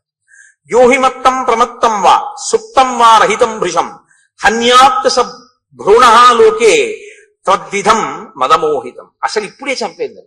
ఎందుకు వదిలేస్తున్నానో తెలుసా? నువ్వు తాగి రాణులతో భోగం అనుభవిస్తూ ఉంటావు కాబట్టి నిద్రపోతున్న వాణ్ణి, ఆయుధం లేనివాణ్ణి, యుద్ధానికి సిద్ధంగా లేనివాణ్ణి, ఏదో కామోపభోగంలో ఉన్నవాణ్ణి చంపడం అంటే భ్రూణహత్య, పసిపిల్లాన్ని చంపడంతో సమానం. కాబట్టి నేను అటువంటి పాపపు పనులు చేయనన్నాడు. మళ్ళీ ఇందులో మళ్ళీ పాపపుణ్య విచారణ ఒకటి వాడికి. రాక్షసత్వం అంటే అలాగే ఉంటుందండి, చాలా గమ్మత్తుగా ఉంటాయి వాళ్ళ మాటలు. కాబట్టి రేపొద్దున్న యుద్ధానికి రాను అంటే వాడికి వీడికన్నా సరదా వాడికి. వాడన్నాడు రేపొద్దుడి దాకా అయింది, నేను తాగిన అది వీరరసం, నేను మధుపానం చేసినా అది నన్నేం అడ్డదు, కాబట్టి నిన్ను ఇప్పుడే చంపేస్తాను, రేపొద్దుడి దాకా అయింది, అవన్నీ నాకేం అవసరం లేదన్నాడు. అని వెంటనే లోపలికి వెళ్ళి తమేవ ముక్త్వా సంక్రుద్ధో మాలాముక్షిప్య కాంచనీం పిత్రా దత్తాం మహేంద్రేణ యుద్ధాయ వ్యవతిష్ఠత. తన తండ్రి అయినటువంటి మహేంద్రుడిచ్చిన బంగారు మాల ఒకటి ఉంది, ఆ మాల తీసి మెడలో వేసుకున్నాడు. ఆ మాలకి ఒక శక్తి ఉంది, అది తనలోని తేజస్సుని, తనలోని బలాన్ని క్షీణించిపోకుండా మాల స్వీకరించి కాపాడుతుంది. ఎదుటివారి బలాన్ని లాగేస్తుంది అని చెప్పకూడదు మీరు ఎప్పుడు. అది ఆయనలో తేజస్సుని, ఆయనలో బలాన్ని క్షీణించిపోకుండా తనలోకి తీసుకుని కాపాడి మళ్ళీ ఇస్తూ ఉంటుంది. మహేంద్రుడిచ్చిన మాలకి ఆ శక్తి ఉంది. అందుకే అది మెడలో ఉన్నంతసేపు వాలి మరణించింది. వాలి మరణించాలి అంటే అది మెడలోంచి తీసేయాలి, అది మెడలోంచి తీస్తేనే మరణిస్తాడు. కాబట్టి ఇప్పుడు ఆ హారాన్ని మెడలో వేసుకున్నాడు. వేసుకుని వెళ్ళి ఆ రెండు కొమ్ములు పట్టుకుని ఎవడరా దుందుబి నువ్వేనా అన్నాడు. అవును నేనే అన్నాడు. రేపు పొద్దుడు దాకా ఎందుకు ఇప్పుడు రా అని రెండు కొమ్ములు పట్టుకుని విరిచేసాడు. ఇంత అల్లరి చేసిన వాడు ఏమీ లేదు. 4 పిడిగుద్దులు గుద్దాడు, ముక్కులోంచి, చెవుల్లోంచి, నోట్లోంచి నెత్తురు కక్కుని ఢామ్మని చచ్చిపోయాడు. ఎందుకు ఇంత అల్లరి అంటే ఎందుకు ఎక్కడో హాయిగా పడుకోక ఈశ్వరుడు ఇచ్చిన బలంతో ఎందుకు వచ్చిన గొడవ, ఎందుకు వెళ్ళినట్టు, ఎందుకు యుద్ధం చేసినట్టు, ఎందుకు చచ్చిపోయినట్టు అంటే ఒక్కటే చెప్పవలసి ఉంటుంది, ఖండ కావలము. కాబట్టి తం తోలయిత్వా బాహుభ్యాం గతసత్వం అచేతనం చిక్షేప బలవాన్ వాలి వేగే నైకేన యోజనం. అదిగో అప్పుడు మా అన్న వాలి ఏం చేశాడో తెలుసా? ఆ చనిపోయినటువంటి దుందుభిని కోపంతో వాడు కొన ప్రాణంతో ఉండగా 2 చేతులతో పైకెత్తి గిర్ర తిప్పి విసిరిశాడు. పర్వతం అంత శరీరం ఉన్నవాడు దుందుభి. ఆ శరీరాన్ని విసిరితే అది యోజనం దూరం వెళ్లి పడింది రామ. ఇదిగో ఆ పడిపోయిన శరీరమే ఇప్పుడు అస్థిపంజరం అయిపోయింది, ఎండిపోయి అది ఇలా అయిపోయింది. ఆ విసిరినప్పుడు నవరంధ్రములలోంచి నెత్తురు కారుతోందేమో దుందుభి శరీరంలోంచి. తస్య వేగ ప్రవిద్ధస్య వక్త్రాక్షతజ బిందవ ప్రపేతుర్మారుతో క్షిప్త మతంగస్యాశ్రమం ప్రతి. ఆ గాలిలో వచ్చేస్తున్నటువంటి ఆ దుందుభి యొక్క శరీరంలోంచి కారుతున్న నెత్తురు మతంగ మహర్షి యొక్క ఆశ్రమంలో పడింది, ఆశ్రమ ప్రాంగణంలో పడింది. ఆయన బయటికి వచ్చారు. ఏడ్రా పెద్ద చప్పుడైంది ఏదో పడిపోయినట్టు అని బయటికి వచ్చారు. బయటికి వస్తే నెత్తురు పడిపోయింది అదంతా. ఆయన వెంటనే ఒకసారి అంతర్ముఖులై చూశారు, ఎందుకు పడింది ఇంత రక్తం అని. దుందుభి శరీరాన్ని వాలి విసిరాడు అని గ్రహించారు. ఆయన అన్నారు, వనం మత్ సంశ్రయం ఏన దూషితం రుధరస్రవై సంభగ్నా పాదపాశ్చేమే క్షిపతే హాసురీం తను. నేను ప్రాణప్రదంగా పెంచుకుంటున్నటువంటి చెట్లతో కూడినటువంటి ఈ ఆశ్రమం నేను నివసించేటటువంటి ప్రదేశం. దీన్ని కలుషితం చేశాడు వాలి. ఆ నెత్తుటి ధారలు ఇక్కడ పడేటట్టుగా విసిరాడు దుందుభి కళేవరాన్ని. కాబట్టి ఎవడైతే ఈ శరీరాన్ని ఇలా విసిరాడో వాడు ఈ ఆశ్రమంలోకి అడుగు పెడితే వెంటనే మరణిస్తాడు అని ఊరుకోలేదు ఆయన. సమంతాద్యోజనం పూర్ణం ఆశ్రమం మమకం యది ఆగమిష్యతి దుర్బుద్ధి వ్యక్తం సన భవిష్యతి. నేను ఎంతో కష్టపడి ఈ వనాన్నంతటినీ పెంచి పెద్ద చేసి కందమూలములు తింటూ ఉంటాను. నా బిడ్డల్లాంటివి ఈ చెట్లన్నీ. ఇటువంటి చెట్లన్నీ పాడైపోయేటట్టుగా విసిరాడు ఆ దుందుభి శరీరాన్ని. మరి పర్వతం అంతా శరీరం పడిపోతే చెట్లు పాడవండి. కాబట్టి ఈ ఆశ్రమంలోకే కాదు, ఆశ్రమానికి 1 యోజనం దూరంలో ఎప్పుడైనా వాలి లోపలికి వస్తే వెంటనే వాలి మరణిస్తాడు అని ఆయన అన్నాడు. వాలి ఈ కోపాన్ని పెట్టుకుని తన వాళ్ళని పంపించి పాడు చేస్తుంటాడేమో అని. దివసస్యాస్య మర్యాద యంద్రస్తాస్యోస్మి వానరం బహువర్ష సహస్రాణి సవై శైలో భవిష్యతి. వాలికి సంబంధించినటువంటి వాళ్ళు, వాలి సైన్యంలో ఉన్న వాళ్ళు కాని, వాలి పరివారంలో ఉన్న వాళ్ళు కాని ఎవరైనా ఒక్కరోజు సమయం ఇస్తున్నారు. ఇప్పటికిప్పుడు వెళ్ళిపోమంటే వెళ్ళిపోరు. కాబట్టి 24 గంటలలో వాళ్ళు ఇక్కడ ఉన్నటువంటి ఈ ఋష్యమూక పర్వత శిఖరములన్నిటి నుంచి ఖాళీ చేసి వెళ్ళిపోవాలి. అలా కాని వెళ్ళకపోతే, వాళ్ళు ఈ ఋష్యమూక పర్వతాల మీద ఉంటే, నేను తిరుగుతున్నప్పుడు వాళ్ళు నా కంట పడగానే వాళ్ళు కొన్ని సంవత్సరముల పాటు శిలలైపోతారు అనేటప్పటికీ వాలికి సంబంధించినటువంటి వానరుల పర్వతం అంతా ఖాళీ చేసి కిష్కిందకి వెళ్ళిపోయారు. అంతమంది వానరులు ఋషిమూక పర్వతం నుంచి వస్తే చూసి వాలి అన్నాడు, మీ అందరు ఎందుకు వచ్చారన్నాడు. మహర్షి శపించారని. ఆయన పరుగెత్తుకుంటూ వెళ్ళి మతంగ మహర్షి యొక్క కాళ్ళ మీద పడితే మతంగ మహర్షి క్షమించలేదు. అలా కుదరదు, నీకు ఈ శాపం ఉంటుంది అని చెప్పి ఆయన లోపలికి వెళ్ళిపోయాడు. కాబట్టి మా అన్నకి భయం. కాబట్టి మా అన్న ఎప్పుడూ ఈ దరిదాపులకు రాడు. అందుకని నేను ఈ ఋష్యమూక పర్వతం మీద మతంగ మహర్షి యొక్క ఆశ్రమం చుట్టూ ఉన్నటువంటి ప్రాంతంలో ఇక్కడ బ్రతుకుతున్నాను. కాబట్టి రామ, ప్రాణములు గుప్పెట్లో పెట్టుకుని ఉన్నాను. ఇది దుందుభి యొక్క కళేవరం అని ఇప్పుడు రాముణ్ణి ఇంకొంచెం దూరం తీసుకెళ్లి ఇమే చ విపులాహ సాలాహ సప్త శాఖావలంబిన ఎత్రైకం ఘటతే వాలి నిష్పత్రైతుమోజస. ఇవిగో ఇవే 7 సాల వృక్షాలు వరుసగా ఉన్నాయి, చూసావా? ఇవి 7. ఇవే ఉదయం సంధ్యావందనం చేసుకున్న తర్వాత మా అన్నయ్య వచ్చి దీన్ని కదిపేవాడు. దీన్ని ఊపితేనే ఆకులన్నీ రాలిపోతాయి. రామ, మా అన్నయ్య ఇంత బలవంతుడు, ఇంత వేగం ఉన్నవాడు, నేను చెప్పవలసింది చెప్పాను, నీకు నమ్మకం ఉందా వాళ్ళని చంపగలనని అని అడిగాడు. అంటే ఇంత చెప్పినా బలవంతుణ్ణి అనుకుంటున్నావా? నిజంగా అంత బలం ఉందా అంటే రాముడు ఏమనలేదు, లక్ష్మణుడు నవ్వాడు. ఆయన అన్నాడు, తథాబ్రమాణం సుగ్రీవం ప్రహసన్ లక్ష్మణోబ్రవీత్ కస్మిన్ కర్మణి నిర్వృత్తే శ్రద్ధద్యా వలినోమధం. ఏమి నీకు అనుమానమా? మా అన్నయ్య చంపగలడు వాలిని. వాలికి ఎంత వేగం ఉందో అంతకన్నా వేగం మా అన్నయ్య బాణానికి ఉంది. నీకు అనుమానమా? నీ చెప్తున్నాను మా అన్నయ్య చంపగలడని. అనుమానం ఉంటే ఏం చేస్తే నమ్ముతావు చెప్పు అన్నాడు. ఇప్పుడు ఏమనాలి నిజంగా నమ్మకం ఉంటే? లక్ష్మణుడు ఈ మాట అన్న తర్వాత సరే అయితే రామా నేను యుద్ధానికి ఎడతానన్నాడు. కానీ ఆయన అలా అనలేదు. సుగ్రీవుడు అన్నాడు, నువ్వు ఒక్క బాణంతో ఒక సాలవృక్షాన్ని కొడితే నేను నమ్ముతాను. ఒక బాణంతోటే కొట్టాలి, ఒక్కసారి విడిచిపెట్టాలి. ఆ బాణం ఒక సాలవృక్షాన్ని కానీ కొట్టగలిగితే నువ్వు మా అన్నయ్యని కొట్టగలవు అని నేను నమ్ముతాను. ఎందుకంటే ఒక సాలవృక్షాన్ని కలిపితే ఆకులు రాలేవి కాబట్టి వాలికి. రెండు, ఈ దుందుబి అస్థిపంజరం ఉంది చూసావా, దాన్ని మా అన్నయ్య ఎత్తి రెండు చేతులతో యోజనం దూరం విసిరాడు. నువ్వు నీ కాలి బొటన వేలుతో దీన్ని ఎత్తి 200 ధనస్సుల దూరం విసిరి చూస్తానంటే 400 గజాలు విసిరితే నేను నమ్ముతాను అన్నాడు. అంటే సుగ్రీవుడికి నమ్మకం కలిగించడానికి ఆయన కర్మ అండి రామచంద్రమూర్తికి. ప్రయోజనం సుగ్రీవుడిది, పరీక్ష రామచంద్రమూర్తికి. అంత బలం ఉందా లేదా ముందు నాకు చూపించు అంటే డ్రైవింగ్ లైసెన్స్ కి బ్రేక్ ఇన్స్పెక్టర్ గారి ముందు ఒకసారి స్కూటర్ నడిపినట్టు సుగ్రీవుడి ముందు రామచంద్రమూర్తి తన విలువిద్యని ప్రదర్శిస్తున్నారు. ఎటువంటి మహానుభావుడు, ఎటువంటి స్థితి. కాబట్టి ఇప్పుడు ఆయన అన్నాడు, సరే నీకు నా బలం తెలియాలి అంతే కదా. అంటే వెంటనే సుగ్రీవుడు అంటాడు, అయ్యయ్యో మీ బలం నాకు తెలియక కాదు, మీరు దేవేంద్రుడు అంతటి బలవంతులు. మీరు దేవేంద్రుడిని ఏమిటి 3 లోకములను నిగ్రహిస్తారు, అంతటి బలపరాక్రమములు ఉన్నవారు. దశరథ మహారాజు గారి కొడుకు, మహానుభావుడివి, అస్త్రశస్త్రములు ఎదిగిన వాడివి. కానీ వచ్చిన ఇబ్బంది ఏమిటంటే మా అన్నయ్య బలం నాకు ప్రత్యక్షంగా తెలుసు, నీ బలం విన్నానంతే, నాకు ప్రత్యక్షంగా తెలియదు. కింతు తస్య బలజ్ఞోహం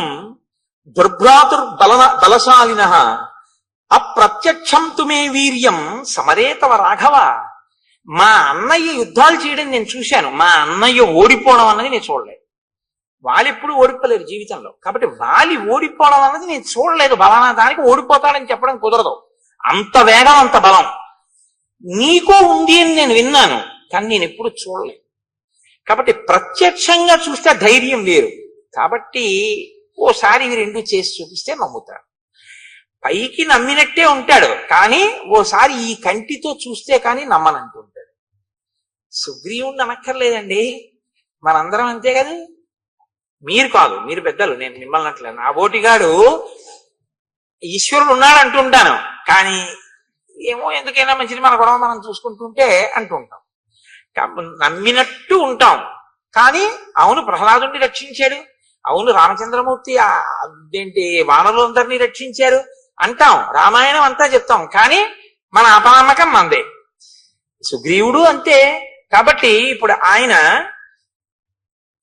నీకు నమ్మకం కలగడం కోసం నేను ఈ దుందిపి కళేబరాన్ని ఎత్తి విసిరాలంతే కదా అని, ఏదైనా ప్రత్యయోస్మాసు విక్రమే తమ వానర ప్రత్యయం సమరే శిలాఘ్యం అహముత్పాదయామితే రాఘవో దుందుభే కాయం పాదాంగుష్ఠేన లీలయా తోలయిత్వా మహాబాహు చిక్షేప దశయోజనం. వాలి 2 చేతులతో ఎత్తి గిరగిరా తిప్పి 1 యోజనం విసిరినటువంటి దుందుభి యొక్క కళేబరాన్ని రామచంద్రమూర్తి తన కాలి బొటన వేలితో పైకెత్తి దశయోజనం చిక్షేప దశయోజనం 10 యోజనముల దూరం విసిరిశాడు కాలి బొటన వేలితో.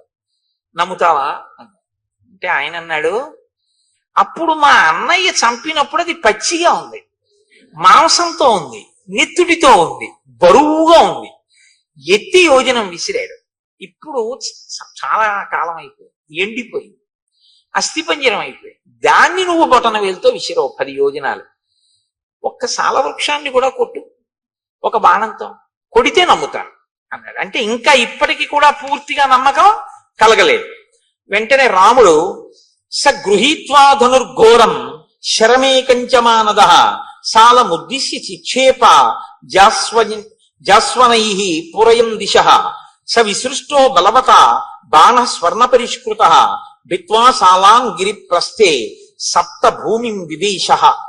ప్రవిష్టశ్చ ముహూర్తేన ధరాం భిత్వా మహాజవ నిష్పత్య చ పునస్తూర్ణం స్వతూణీం ప్రవివేశ తాన్ దృష్ట్వా సప్త నిర్భిన్నాన్ శాలాన్ వానరపుంగవ రామస్య శరవేగేన విస్మయం పరమంగతః. నీకు నమ్మకం కల్పించడానికి ఒక శాలవృక్షం కొట్టాలి ఒక బాణంతో, అంతే కదా అని ఒక ఘోరమైన బాణాన్ని తన అమ్ముల పొదలోంచి తీసి వింటినారికి సంధించి ఆకర్ణాంతము లాగి ఆ బాణాన్ని శాలవృక్షముల మీదకి ప్రయోగించాడు రాముడు. అది ఒక ముహూర్త కాలంలో, అంటే అనే లోపల 7 శాలవృక్షములను కొట్టి ఎదురుగుండా ఉన్న పర్వతము యొక్క శిఖరములను కొట్టి పాతాళలోకంలోకి వెళ్ళి పాతాళలోకాన్ని దర్శించి మళ్లీ పైకొచ్చి రామచంద్రమూర్తి యొక్క అమ్ముల పొదిలోకి చేరిపోయింది ఒక ముహూర్తం. ఇది చూసి ఒక్కసారి విస్మయం పరమంగతః. అబ్బా, ఇంత వేగమా రాముడి బాణానికి, మా అన్నయ్యదే వేగం అనుకున్నాను. అమ్మో, ఇలా అనేటప్పటికీ బాణం 7 శాలవృక్షములను కొట్టి పర్వతాన్ని కొట్టి ఛేదించి భూమిలోకి పాతాళంలోకి వెళ్ళి పాతాళ వివరాన్ని చూసి మళ్లీ పైకొచ్చి అక్షయబాణ తూణీరంలోకి వెళ్ళిపోయి చేరిపోయి. ఇప్పుడు ఇక నిలబడలేదు. ఇప్పటిదాకా ఆయన్ని నిలబెట్టి తను కూర్చుంటాడు. ఇప్పటిదాకా కొమ్మ కొట్టి ఆయన్ని ఇలా కూర్చో అని తను కూర్చోబెడతాడు. ఇప్పుడు చూశాడు రాముడంటే. ఇప్పుడేం చేశాట, సమూర్జ్ఞ న్యపతద్ధూమౌ ప్రలంబీకృత భూషణ సుగ్రీవ పరమ ప్రీతో రాఘవాయ కృతాంజలి. ఇప్పుడు ఆయన ముందు ఇలా వంగిపోయి 2 చేతులతో అంజలి ఘటిస్తే ఆభరణములు వేలాడాయి అన్నారు. ఎంత పెద్ద మాట చూడండి. ఇప్పుడు నేను నా మెడలో ఉన్న రుద్రాక్ష హారం నా మెడలోనే నా గుండెల మీద ఇలాగే ఉందనుకోండి, నేను బాగా వంగలేదు అని గుర్తు. ఊడిపోయిందా? అదే నేను ఒకరి యందు భక్తితో బాగా వంగిపోయి నమస్కరించాను అనుకోండి, ఇలా నా గుండెల మీద ఉన్న హారం ఏమవుతుంది, ఇలా గాలిలోకి వచ్చి వేలాడుతుంది. అంత వంగిపోయాను అంటే గుర్తేమిటి, అవతల వారి యందు అంత భక్తి చూపించాను అని గుర్తు. ఇన్నాళ్ళు ఏమైంది భక్తి అంటే, ఇన్నాళ్ళు రాముడిని అలా చూడలేదు. ఇప్పుడు రాముడు ఏమిటో తెలియగానే ఏం చేశాడంటే అంత వంగిపోయాడు. వంగిపోయి అన్నాడు, ఇక వెళ్ళిపోదాం పద, పిలుస్తాను వాడిని. ఇప్పుడు ఎంత నమ్మకం వచ్చేసిందో చూడండి. కానీ దీని ఫలితం దీనికి ఉంటుంది. ఇది మీరు కిష్కింధకాండలో పట్టుకోవలసినటువంటి ఒక అద్భుత రహస్యం. రాముడు అన్నాడు, పద, తప్పకుండా యుద్ధం చేస్తాను, నువ్వు పిలు మీ అన్నయ్యని, మీ ఇద్దరు యుద్ధం చేస్తుంటే నేను వాలిని సంహరిస్తాను. నువ్వు వెళ్ళాడు, పెద్ద సింహనాదం చేశాడు. ఎవడు రావాడన్నాడు, మీ తమ్ముడే వచ్చాడన్నాడు. వీడికి ఎంత అహంకారం వచ్చిందిరా, ఋష్యమూకం మించి దిగి నా ముందుకు వస్తాడా యుద్ధానికి అని వాలి గబగబా బయలుదేరి వచ్చాడు. ఇద్దరు పెనుగులాడుతున్నారు, ఇద్దరు పిడికిటి పోట్లతో పొడుచుకుంటున్నారు, కలియబడుతున్నారు, గుద్దుకుంటున్నారు, తన్నుకుంటున్నారు, ఒకరి మీద ఒకరు కలియబడుతున్నారు, నెత్తురు కక్కుతున్నారు. ఇన్ని చేస్తుంటే రాముడు బాణం వెయ్యలేదు. మెరుపు వేగం కలిగినటువంటి బాణాన్ని రాముడు ఇతనే వాలి అనుకుని వేసేస్తే అది సుగ్రీవుడి మీద పడిపోతాయి. ఇప్పుడు రాముడి పట్ల ఎంత అధర్మం అయిపోతుంది, మిత్రఘాతకుడు అయిపోతాడు. కాబట్టి తతోన కృతవాన్ బుద్ధిం మోక్తుమంతకరం శరం, అది వేస్తే దెబ్బ తగలడం కాదు, అది చంపేస్తుంది మనిషిని. కాబట్టి బాణాన్ని వేయలేదు, ఆగిపోయాడు రాముడు. ఇప్పుడు తినవలసినన్ని దెబ్బలు తినేసి పారిపోయాడు ఋషిముఖ పర్వతం మీద. పారిపోయి కూర్చున్నాడు తల వంచుకొని. మళ్ళీ రామలక్ష్మణులు వీళ్ళు మంత్రులు వెళ్ళారు. వీడికి తల వంచుకుని కూర్చున్నవాడు రాముడి వంక చూశాడు. రాముడు ఏమనలేదు. సుగ్రీవుడే అన్నాడు, నా మానాన్ని నేనున్నాను, అగ్నిసాక్షిగా మిత్రత్వం చేసుకున్నావు, శాలవృక్షాలు కొట్టావు, మా అన్నయ్యని కొట్టేస్తాను యుద్ధానికి పిలవమన్నావు, నీ మాట నమ్మి యుద్ధానికి వెళ్ళాను, నన్ను చితక పొడి చేశాడు, నువ్వు బాణం వేయలేదు. నేను వాలిని సంపనని ఒక మాట ముందు చెప్తే ఏమై ఉండేది, ఎందుకు పంపావు నన్ను అని అడిగాడు. అడిగితే ఆయన అన్నాడు, నిన్ను రక్షించడానికి వాలిని సంహరించడానికి నేను బాణప్రయోగం చెయ్యాలిగా. మీ ఇద్దరూ ఒక్కలా ఉన్నారు, నేను నిన్ను చూశాను కానీ వాలిని చూడలేదు ఇత పూర్వం. నువ్వు వాలిని పిలవడమేమిటి, వాడు యుద్ధానికి వచ్చేసాడు, ఇద్దరూ కలిగిపడిపోయారు. ఇద్దరూ కలిగిపడిపోయిన తర్వాత ఎంత పరికించి చూసినా ఇద్దరూ ఒక్కలాగే కనపడుతున్నారు. ఎవరు వాలో ఎవరు సుగ్రీవుడో నాకు తెలియలేదు. నిజం కూడా అంతేనండి, ఇద్దరు అలా ఉంటారు వాలి సుగ్రీవులు. కాబట్టి ఇద్దరూ అలా ఉన్నారు కాబట్టి నేను ఎవరో తెలియలేదు. పైగా మల్ల యుద్ధం చేసేటప్పుడు ఎలా ఉంటుందంటే, ధనుర్వేదంలో బాణప్రయోగం చేసుకునేటప్పుడు ఒకరి ముందు ఒకరు నిలబడి ఉంటారు. ఇటు పక్క ఒకరి నుంచి ఉంటే అటు పక్క ఒకరి నుంచి ఉంటారు. ఆయన రథం నుంచి ఈయన మీదకి బాణాలు వేస్తూ ఉంటాడు. ఏదో కొంత పరికించే అవకాశం ఉంటుంది. మల్ల యుద్ధంలో అలా ఉండదు. కింద పడుతూ ఉంటారు, మీద పడుతూ ఉంటారు, దుల్లుతూ ఉంటారు, గుద్దుకుంటూ ఉంటారు, కొట్టుకుంటూ ఉంటారు, పురుచుకుంటూ ఉంటారు, అరుచుకుంటూ ఉంటారు, అటు తిరుగుతూ ఉంటారు, ఇటు తిరుగుతూ ఉంటారు. ఎవడని తెలుస్తుంది? తెలియకుండా ఇతనే వాళ్ళనుకుని వేసేశాకని సుగ్రీవుడైతే అందుకు నేను వేయలేదన్నాడు. అంగీకరించాడు సుగ్రీవుడు. కానీ ఇప్పుడు మళ్ళీ వెళ్ళు మీ అన్నయ్య దగ్గరికి అన్నాడు. అయ్య బాబోయ్ అని భయం ఏదే. కాబట్టి నువ్వు బెంగ పెట్టుకోకు లక్ష్మణ. అదిగో ఆ పర్వత చర్యల కింద గజపుష్పీం ఇమాం పుల్లాం ఉత్పాట్య శుభలక్షణాం కురు లక్ష్మణ కంఠేస్య సుగ్రీవస్య మహాత్మనః. అదిగో అక్కడే నాగకేసరపు లత ఒకటి పుష్పించినటువంటిది పెరిగి ఉంది. ఆ లతని పీకి పట్రా లక్ష్మణ. పట్టుకొచ్చి పువ్వులతో ఉన్నటువంటి ఆ తీగని మెడలో మాలగా వేయి సుగ్రీవుడికి. ఇప్పుడు ఈ గజపుష్పలత ఉన్నటువంటి వాడు సుగ్రీవుడు, అది లేనివాడు వాలి. నాకు గుర్తు తెలుసు. ఇప్పుడు వాలిని సంహరిస్తాను. కాబట్టి నువ్వు మళ్ళీ వెళ్ళి ఇప్పుడు పిలు మీ అన్నయ్యని యుద్ధానికి, నీకేమీ ప్రమాదం రాదు. ఇక్కడే మీరు ఒక విషయాన్ని గమనించాలి. ఇది యథార్థమేనా? రాముడు నిజంగా బాణం వేయకపోవడానికి కారణం అంతేనా? అంతే. మీరు అందులో ఏమాత్రమైన సందేహాన్ని మనసులో పెట్టుకుని మాట్లాడితే, రాముడు కొమ్మ వేశాడు, సుగ్రీవుడు కూర్చోబెట్టలేదు, లక్ష్మణుడిని కూర్చోబెట్టలేదని మనసులో పెట్టుకుని బాణం వేయలేదండి అన్నారనుకోండి, రాముని యొక్క త్రికరణ శుద్ధిని మీరు శంకించడం. మరి రాముడు బాణం వెయ్యడానికి వీలు లేనంతగా వాలి సుగ్రీవులు ఒక్కలా కనపడి రాముడు బాణం వెయ్యలేని స్థితి ఎందుకు వచ్చింది? సుగ్రీవుడి పాపమే అలా చేసింది. ఏమిటా పాపం? మహాత్ముల పట్ల అమర్యాదతో ప్రవర్తించడం, మహాత్ముల పట్ల మర్యాదతో ప్రవర్తించడం, ఈ రెండు సద్య ఫలితాలు ఇస్తాయి.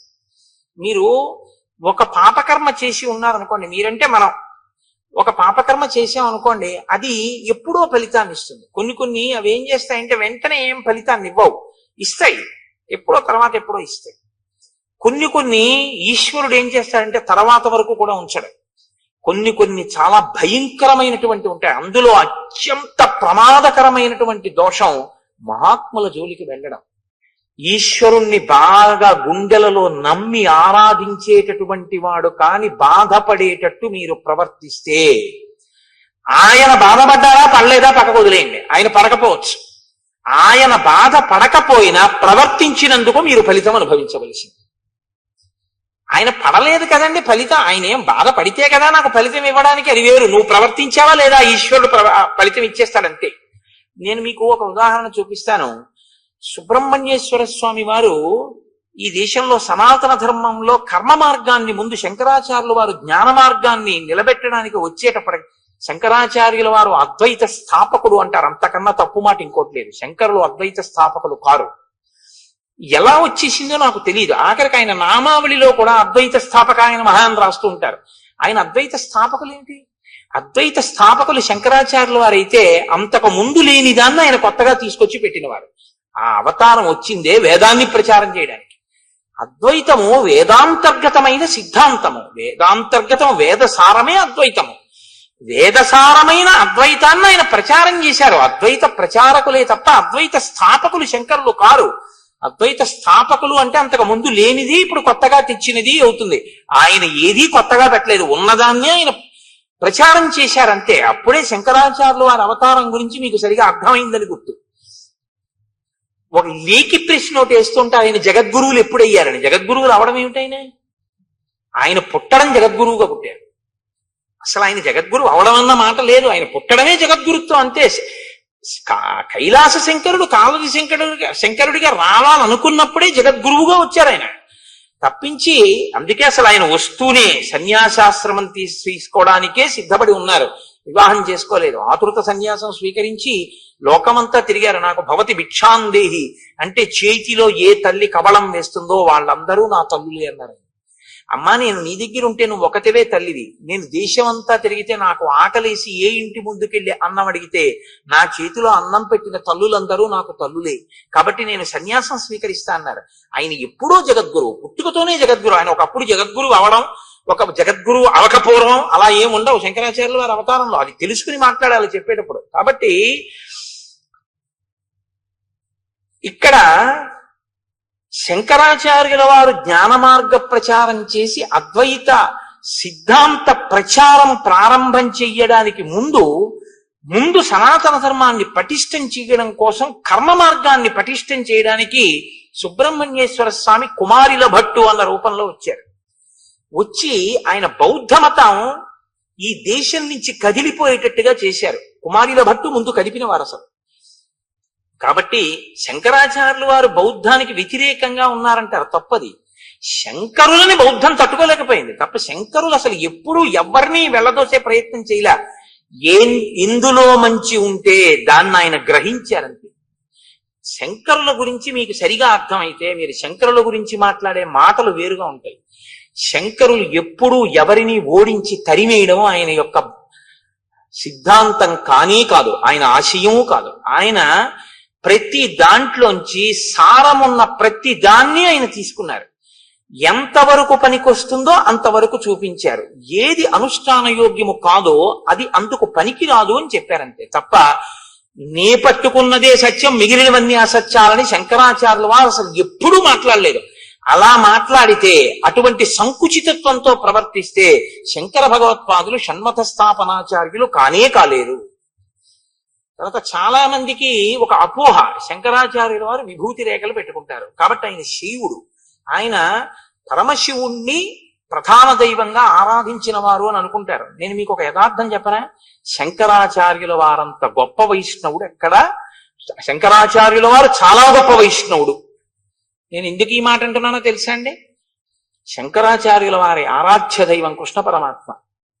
మీరు ఇప్పటికి కాలడి వెడితే కాలడిలో ఆయన ఆరాధించినటువంటి కృష్ణ పరమాత్మ యొక్క స్వరూపాన్ని శృంగగిరి పీఠం వారే అక్కడ ఉంచారు. సచ్చిదానంద శివాభినవ నరసింహ భారతీ స్వామి వారు కదండి, మహానుభావుడు. ఆ ప్రాంతానికి వెళ్లి శంకరులు ఎక్కడ స్నానం చేశారో, ఎక్కడ మొసలి ఆయన కాలు పట్టుకుందో ఆ ప్రాంతాన్ని గుర్తించి శంకర భగవత్పాదులు తన తల్లి గారిని సమాధి చేసినటువంటి ప్రదేశాన్ని కూడా గుర్తించి అక్కడ శంకరాచార్యుల వారు పుట్టినటువంటి గదిని గుర్తించి ఆయన జ్ఞానశక్తి చేత అక్కడ శంకరాచార్యుల వారి గుడి కట్టించి ఎక్కడ రోజు ఆయన వెళ్లి స్నానం చేసేవారో, తల్లిగారు స్నానం చేసేవారో, పూర్ణానదిని తీసుకొచ్చినప్పుడు కృష్ణాలయం అందులో మునిగిపోతుంటే కృష్ణుడు శంకరా నేను ఇప్పుడు ఎక్కడుండను అంటే ఆయన తీసుకొచ్చి బయట ఎక్కడ పెట్టారో అవన్నిటినీ పరిరక్షించారు శృంగగిరి పీఠం వారు. సచ్చిదానంద శివాభినవ నరసింహ భారతీ జాతికి అందించినటువంటి గొప్ప ఉపకారం. అందుకే శృంగగిరి పీఠాన్ని అధివసించిన మహాపురుషులందరూ ఏదో ఒక గొప్పతనాన్ని ప్రతి ఒక్కరూ ఒక్కొక్కటి ఈ దేశానికి అందించి వెళ్ళారు. అవతార పరిసమాప్తి చేసే లోపల శంకరాచార్యుల వారి జీవితం అంతా కూడా ఎక్కడ మంచి ఉంటే దాన్ని గ్రహించడం. అసలు ఆయన బ్రహ్మచర్యంలో ఉండగా ఆయన నోటి వెంట వచ్చిన మొట్టమొదటి స్తోత్రం లక్ష్మీ స్తోత్రం. విభూతి పెట్టుకోవడం అంటారా? విభూతి పెట్టుకోవడం అనేటటువంటిది వైదికమైన ప్రక్రియ, వేదాంతర్గతము. ఆ విభూతిని ఎడమ చేతిలో వేసుకుని కుడి చేతితో మూసి చెప్పవలసిన మంత్రం చెప్పి స్నానం అయిన తరువాత ఇస్తే సజల భస్మ, స్నానం చేయకపోతే పొడి భస్మ పెట్టుకోవాలని. ఆ సజల భస్మని కుడి చేతితో మూసి మంత్రం చెప్తారు. నేను కాకినాడలో శివమహాపురాణం చెప్పినప్పుడు ఆ మంత్రాన్ని బోర్డుల మీద రాసి అందరికి ప్రచారం చేశాం కూడా, ప్రింట్ వేసి ఇచ్చి ఇలా పెట్టుకోండి విభూతిని. ఆ సజల భస్మని పెట్టుకుంటారు. అది వేదోక్తము, అది పురాణోక్తము. అది అందుచేత శంకరాచార్యుల వారు విభూతి పెట్టుకుంటే ఆయన శైవుడని కాదు దాని అర్థం. ఆయన చాలా గొప్ప వైష్ణవుడు. ఆయన సౌరోపాసన, గాణాపత్యం, శాక్తేయం వారి సౌందర్యలహరి చేశారు. శంకర భగవత్పాదుల వంటి వ్యక్తి, శంకర భగవత్పాదుల వంటి అవతారం శంకరాచార్యుల వారి తర్వాత ఇప్పటి వరకు రాలేదు. నా భూతో నా భవిష్యతి అని నేను అన్నాను. ఎందుకో తెలుసా? అలాంటి అవతారం మళ్ళీ రావాలని కోరుకోవాలి మనందరం. కాబట్టి నా భవిష్యతి అన్నమాట నేను అన్నాను. కాబట్టి అంతటి మహానుభావుడు శంకర భగవత్పాదుడు అంటే. సరే, నేను ఎందుకు మీతో ఇది మనవి చేయవలసి వచ్చింది అంటే, ఒక దాంట్లోంచి ఒక దాంట్లోకి వెళ్ళడం జరిగింది. శంకరులకు ముందు సుబ్రహ్మణ్యేశ్వర స్వామి వారు వచ్చారు. నాన్నగారు వచ్చే లోపల ముందు కొడుకు వచ్చాడు. కర్మ మార్గాన్ని నేను పరిపుష్టం చేస్తే జనం సనాతన ధర్మం వైపుకి తిరుగుతారు. తిరిగిన తరువాత నాన్నగారు వచ్చి జ్ఞాన మార్గాన్ని నిలబెడతారని ఆయన కర్మ మార్గాన్ని పరిపుష్టం చేశారు. చేసినప్పుడు ఆయనకి బౌద్ధులతో ఒక వాదన జరిగింది. ఆయన బౌద్ధుల రహస్యాలు తెలుసుకున్నారు ఆ శఠబుద్ధితో. ఒకప్పుడు అలా తెలుసుకుంటే తప్ప ఖండించడం కుదరదని. తదనంతర కాలంలో ఆయన బౌద్ధుడు కాడు అని తెలుసుకుని ఆయన్ని సంహరించే ప్రయత్నం చేస్తే ఆయన ఏం చేశారంటే, ఒక భవనం యొక్క పై అంతస్తులోంచి కిందకి దూకేస్తూ, వేదమే ప్రమాణమైతే నాకు దెబ్బ తగలకుండుగాక అని దూకేశారు పై నుంచి. దూకేస్తే కుమరిల భట్టు కింద పడిపోయారు. కింద పడిపోతే ఆయనకి ఏమీ అవ్వలేదు, కానీ ఒక కన్ను మాత్రం దెబ్బతింది. ఆయన వెంటనే వేదమాత గాయత్రిని ప్రశ్నించారు.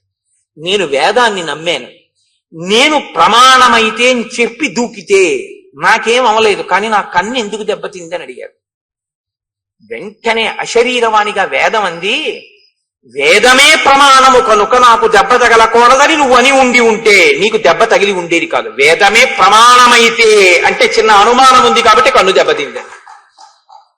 సంశయం ఒకటి చిన్నది పెట్టుకున్నావు కాబట్టి ఆ పాటి దెబ్బ నువ్వు తినవలసి ఉంటుంది. ఎందుకంటే మహాత్ముల పట్ల, దేవతా స్వరూపాల పట్ల ఆస్తిక్య బుద్ధి అంటే చేసేటప్పుడు నమ్మి చెయ్యాలి తప్ప ఉందో లేదో అన్న అనుమానంతో చేయకూడదు. సుగ్రీవుడు రాముడు చేస్తాడంటున్నాడు, కానీ పరీక్షలు పెడుతున్నాడు. దీని ఫలితం ఎక్కడికి పోతుంది? కాబట్టి ఇప్పుడు రాముడి మీదకి తోయకండి.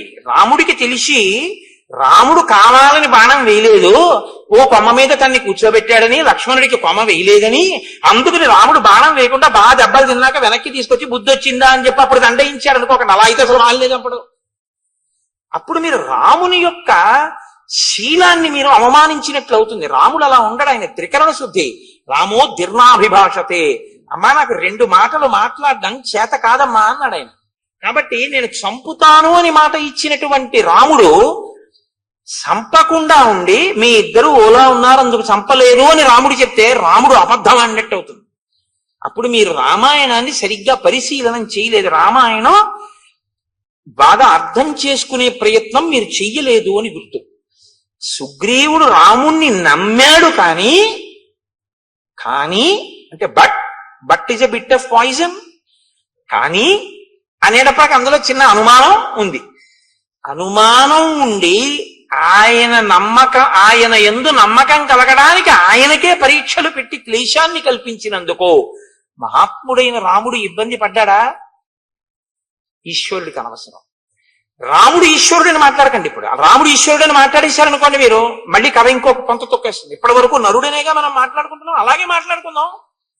కాబట్టి నరుడిగా అలా అయితే వెంటనే శంఖచక్రాలు గదా బాణ పద్మం చూపించేసి నీ మొహం ఇచ్చా నేను విష్ణువుని రా అని చెప్పచ్చు. అలా చెప్పలేదుగా. అస్థిపంజరాన్ని ఎత్తవతల రానేమంటే ఎత్తవతల పారేసాడు. నరుడిగానే చూపిస్తున్నాడు, తనకే ఉపకారం కావాలన్నట్టే చూపిస్తున్నాడు ఆయన.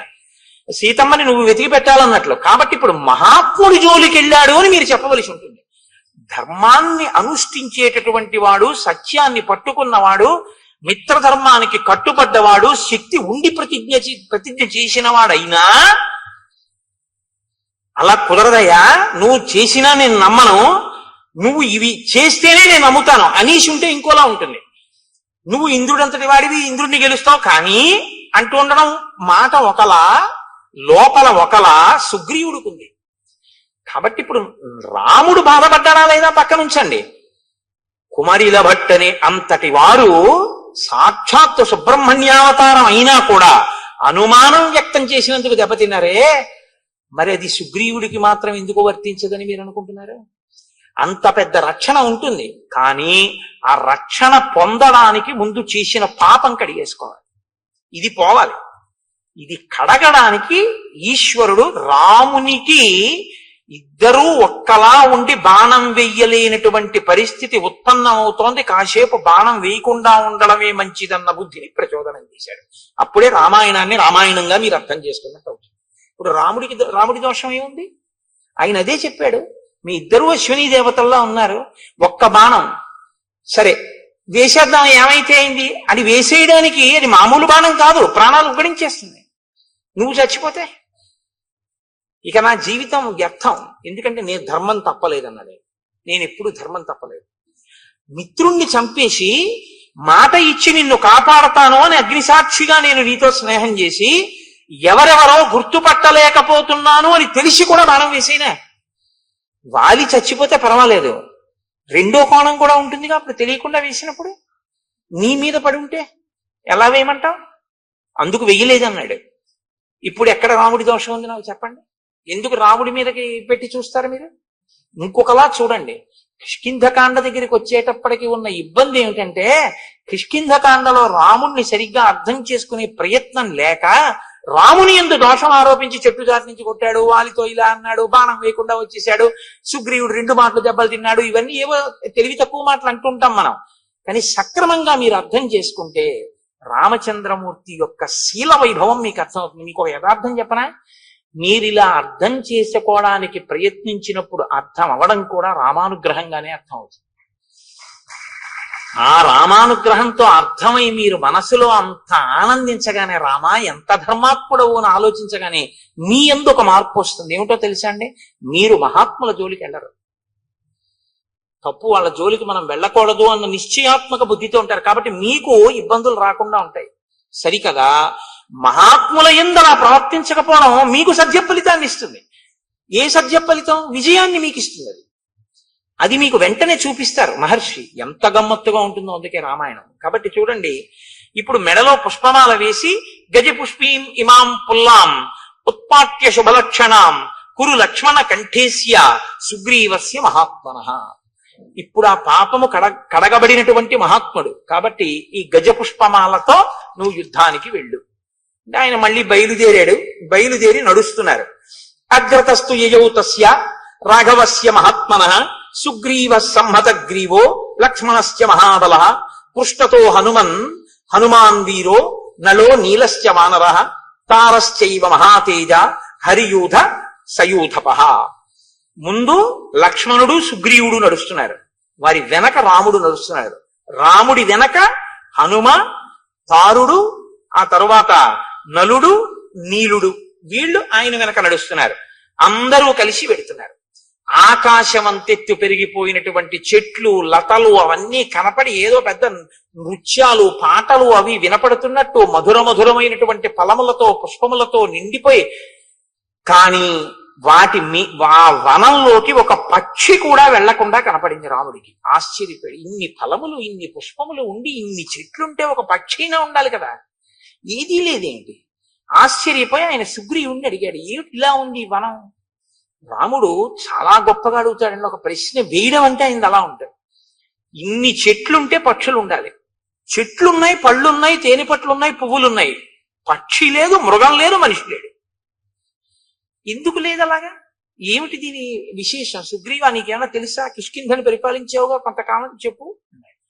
ఆయన అన్నాడు, అత్ర సప్తజనానామ మునయః సంసితవ్రతాః సప్తైవాసన్నధ శీర్ష నియతం జలశాయినః. ఇక్కడ సప్తజనులు అనబడేటటువంటి మునులు ఉండేవారు 7.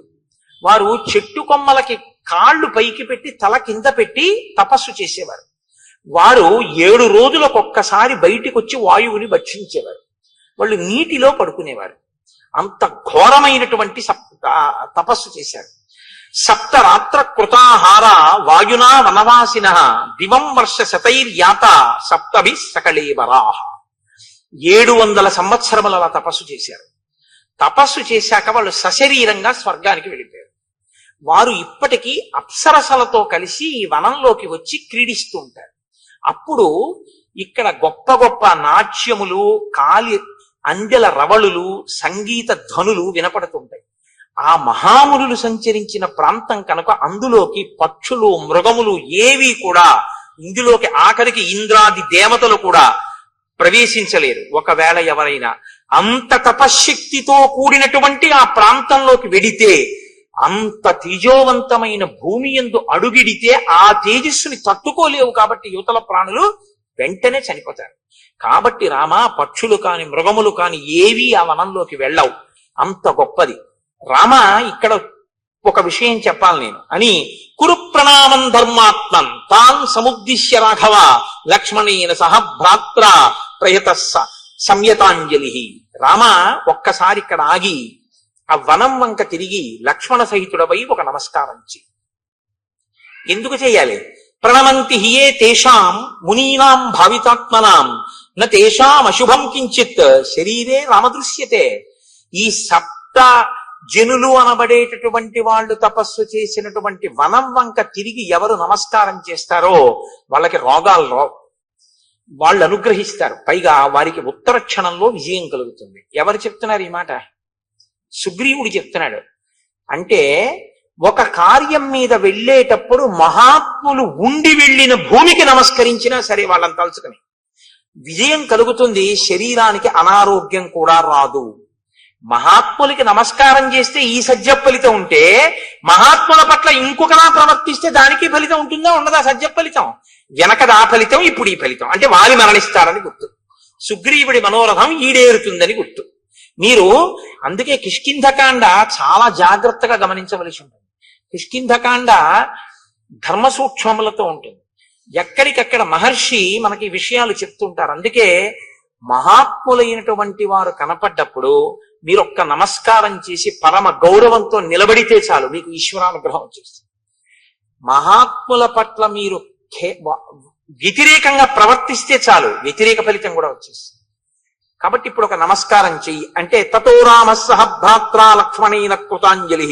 నమస్కారం చేసి అభివాద్యతు ధర్మాత్మ రామో భ్రాతా చ లక్ష్మణ సుగ్రీవో వనరాశ్చైవ జగ్ముహు సంహృష్ట మానసాహ. సంతోషంగా వాళ్ళందరూ కలిసి ఆ కిష్కింధా నగరం వైపుకి వెళ్ళారు. వెళ్ళిన తర్వాత సుగ్రీవుడు ఒక మహానాదం ఒకటి చేశాడు. ఆ మహానాదానికి అక్కడ ఉండేటటువంటి గోవులన్నీ కూడా తోకలెత్తి పారిపోయాయి. ఆకాశంలోనూ చెట్ల మీద ఉన్నటువంటి పక్షులన్నీ గుండెలు బద్దలై నేల మీద పడి మరణించాయి. అంత పెద్ద మహానాదం చేశాడు. అప్పుడే సుగ్రీవుణ్ణి తరిమేశానన్న ఆనందంతో అంతఃపురంలోకి వెళ్లి తారతో క్రీడిస్తూ మధుపానాసక్తుడై ఉన్నాడు వాలి. శ్రుత్వాతు తస్య నినదం సర్వభూత ప్రకంపనం మదశ్చైక పదే నష్ట క్రోధాశ్చాపతితో మహాన్. వెంటనే ఇప్పుడిప్పుడు వీణ్ణి నేను ఇంత యుద్ధం చేసి నెత్తురు కారేటట్టు కొట్టి తరిమొచ్చాను, మళ్ళీ వచ్చి సింహనాదం చేస్తున్నాడు ఆ యుద్ధానికి అని విపరీతమైన క్రోధం వచ్చి లేచి నిలబడ్డాడు వాలి.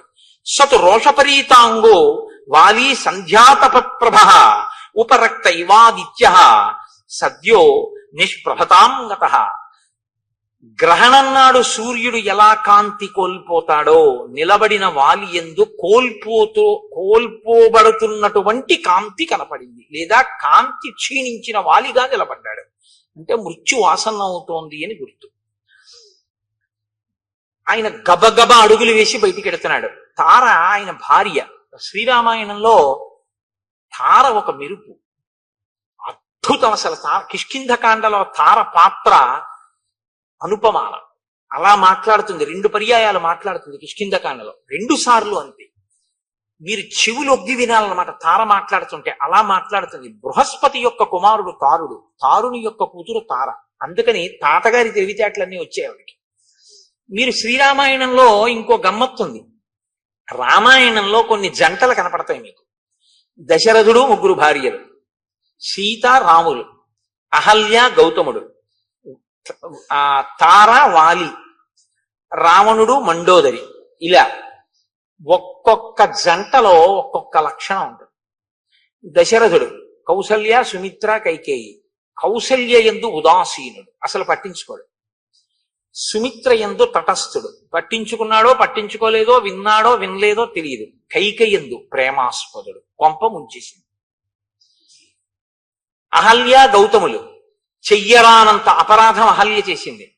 అయినా తన భార్యని ఉద్ధరించుకుని తన పక్కకి తెచ్చుకోవడమే తప్ప భార్యని విడిచిపెట్టడం అన్నది సనాతన ధర్మంలో లేదని నిరూపించిన వాడు గౌతముడు. తార వాలి. తార ఏది చెప్పినా వింటాడు, నోర్మొయ్యి అని ఎప్పుడు అంటాడు, చక్కగా వింటాడు. తను చేసేదే చేస్తాడు తప్ప తార చెప్పిన మాట పాటించాడు వాలి. రావణుడు మండోదరి అసలు భార్యగా చూసినట్లు కూడా మీకు కనపడదు. అంత మహాపతివ్రత. మహర్షి స్పష్టంగా చెప్పారు రామాయణంలో, సీతమ్మ ఎంత సౌందర్యవతో మండోదరి అంతే సౌందర్యం. నా ఎందు కనపడని ఏ అందం నీకు సీతమ్మ ఎందు కనపడిందిరా, నీకు మృత్యువు కోసం వెళ్ళావు తప్ప అంది మండోదరి. కాబట్టి రావణాసురుడు అనబడేటటువంటి వాడు ఇంత గొప్పదైనా మండోదరిని అసలు ఎప్పుడు భార్యాస్థానంలో ఇవ్వవలసిన కనీస గౌరవం కూడా ఇవ్వనివాడు. కాబట్టి ఆవిడ చెప్పడం ఈయన వినడం అన్నది అసలు ఉండనే ఉండదు. ఆ దాంపత్యం అటువంటిది. అయినా ఆవిడ ఆయన్ని అనుగమిస్తూనే ఉంటుంది, మహాపతివ్రత. సీతారాములు దాంపత్యం అంటే వీళ్ళిద్దరిదే రామాయణంలో. ఎందుకో తెలుసా అండి? రాముడు ఏదైనా సీతమ్మతో మాట్లాడతాడు, సీతమ్మ ఏదైనా రాముడితో మాట్లాడుతుంది. సీతమ్మ చెప్పిన దాంట్లోది నేను తీసుకోవలసి ఉంది అనుకుంటే రాముడు ఆవిడ చెప్తేనే వినడం ఏమిటి అనుకోడు. చాలా మంచి మాట చెప్పావో అలా చేద్దామంటాడు. ఒకవేళ సీతమ్మ చెప్పింది చేయకూడదు అనుకుంటే ఇది ఒక్కనాటికి చేసే విషయం కాదు, నేనెవరో నీకు బాగా తెలుసు, అయినా నువ్వు ప్రేమతో చెప్పావు, నువ్వు కాకపోతే ఎవరు చెప్తారు, ఫలానా కారణానికి ఇది చేయడం కుదరదు అని వివరిస్తాడు. రాముడు ఏదైనా సీతమ్మకి చెప్తే రాముడు చెప్పిందే సీతమ్మ చేస్తుంది. కానీ రాముడి చేస్తే బాగుంటుంది అనుకుంటే ఆయనకి నేను చెప్పడం బాగుంటుందా అని ఊరుకోదు, చెప్పి తీరుతుంది. ఇది సీతారాములిద్దరిది పెద్దలు కుదిర్చిన వివాహం. దశరథ మహారాజు జనకుడు కుదిర్చిన వివాహం. పెద్దలు కుదిర్చిన వివాహం ఏదో అది రామాయణంలో టోటల్ సక్సెస్. వాళ్ళిద్దరూ అంత ఆదర్శవంతమైనటువంటి జీవితాన్ని గడిపారు. కాబట్టి మనం బతికితే సీతారాముల్లా బతకాలి. దాంపత్యంలో భార్యాభర్త ఎలా ఉండాలి అన్నది రామాయణంలో మీరు శ్రీరామాయణము దాంపత్యమును చదివారనుకోండి. నేను మీతో అన్నానుగా, రామాయణాన్ని ఒక్కసారి చదవకండి, రామాయణాన్ని అనేక కళ్ళజోళ్ళు పెట్టుకుతారు. అనేక కళ్ళజోళ్ళు అంటే నా ఉద్దేశం రామాయణము ధర్మశాస్త్రము, రామాయణము జ్యోతిష శాస్త్రము, రామాయణము శకుల శాస్త్రము, రామాయణము పరిపాలనా శాస్త్రము, రామాయణము బంధుప్రీతి, రామాయణము ధర్మశాస్త్రము, రామాయణము ఇదిగో దాంపత్య జీవనము. ఇలా మీరు ఎలా కావాలనుకుంటే అలా రామాయణాన్ని చూడొచ్చు. వెంటనే మీకు రామాయణం నుంచి వచ్చేస్తుంది అంతే సారం. మీరు ఎలా ఉండాలో రామాయణం చెప్పేస్తుంది.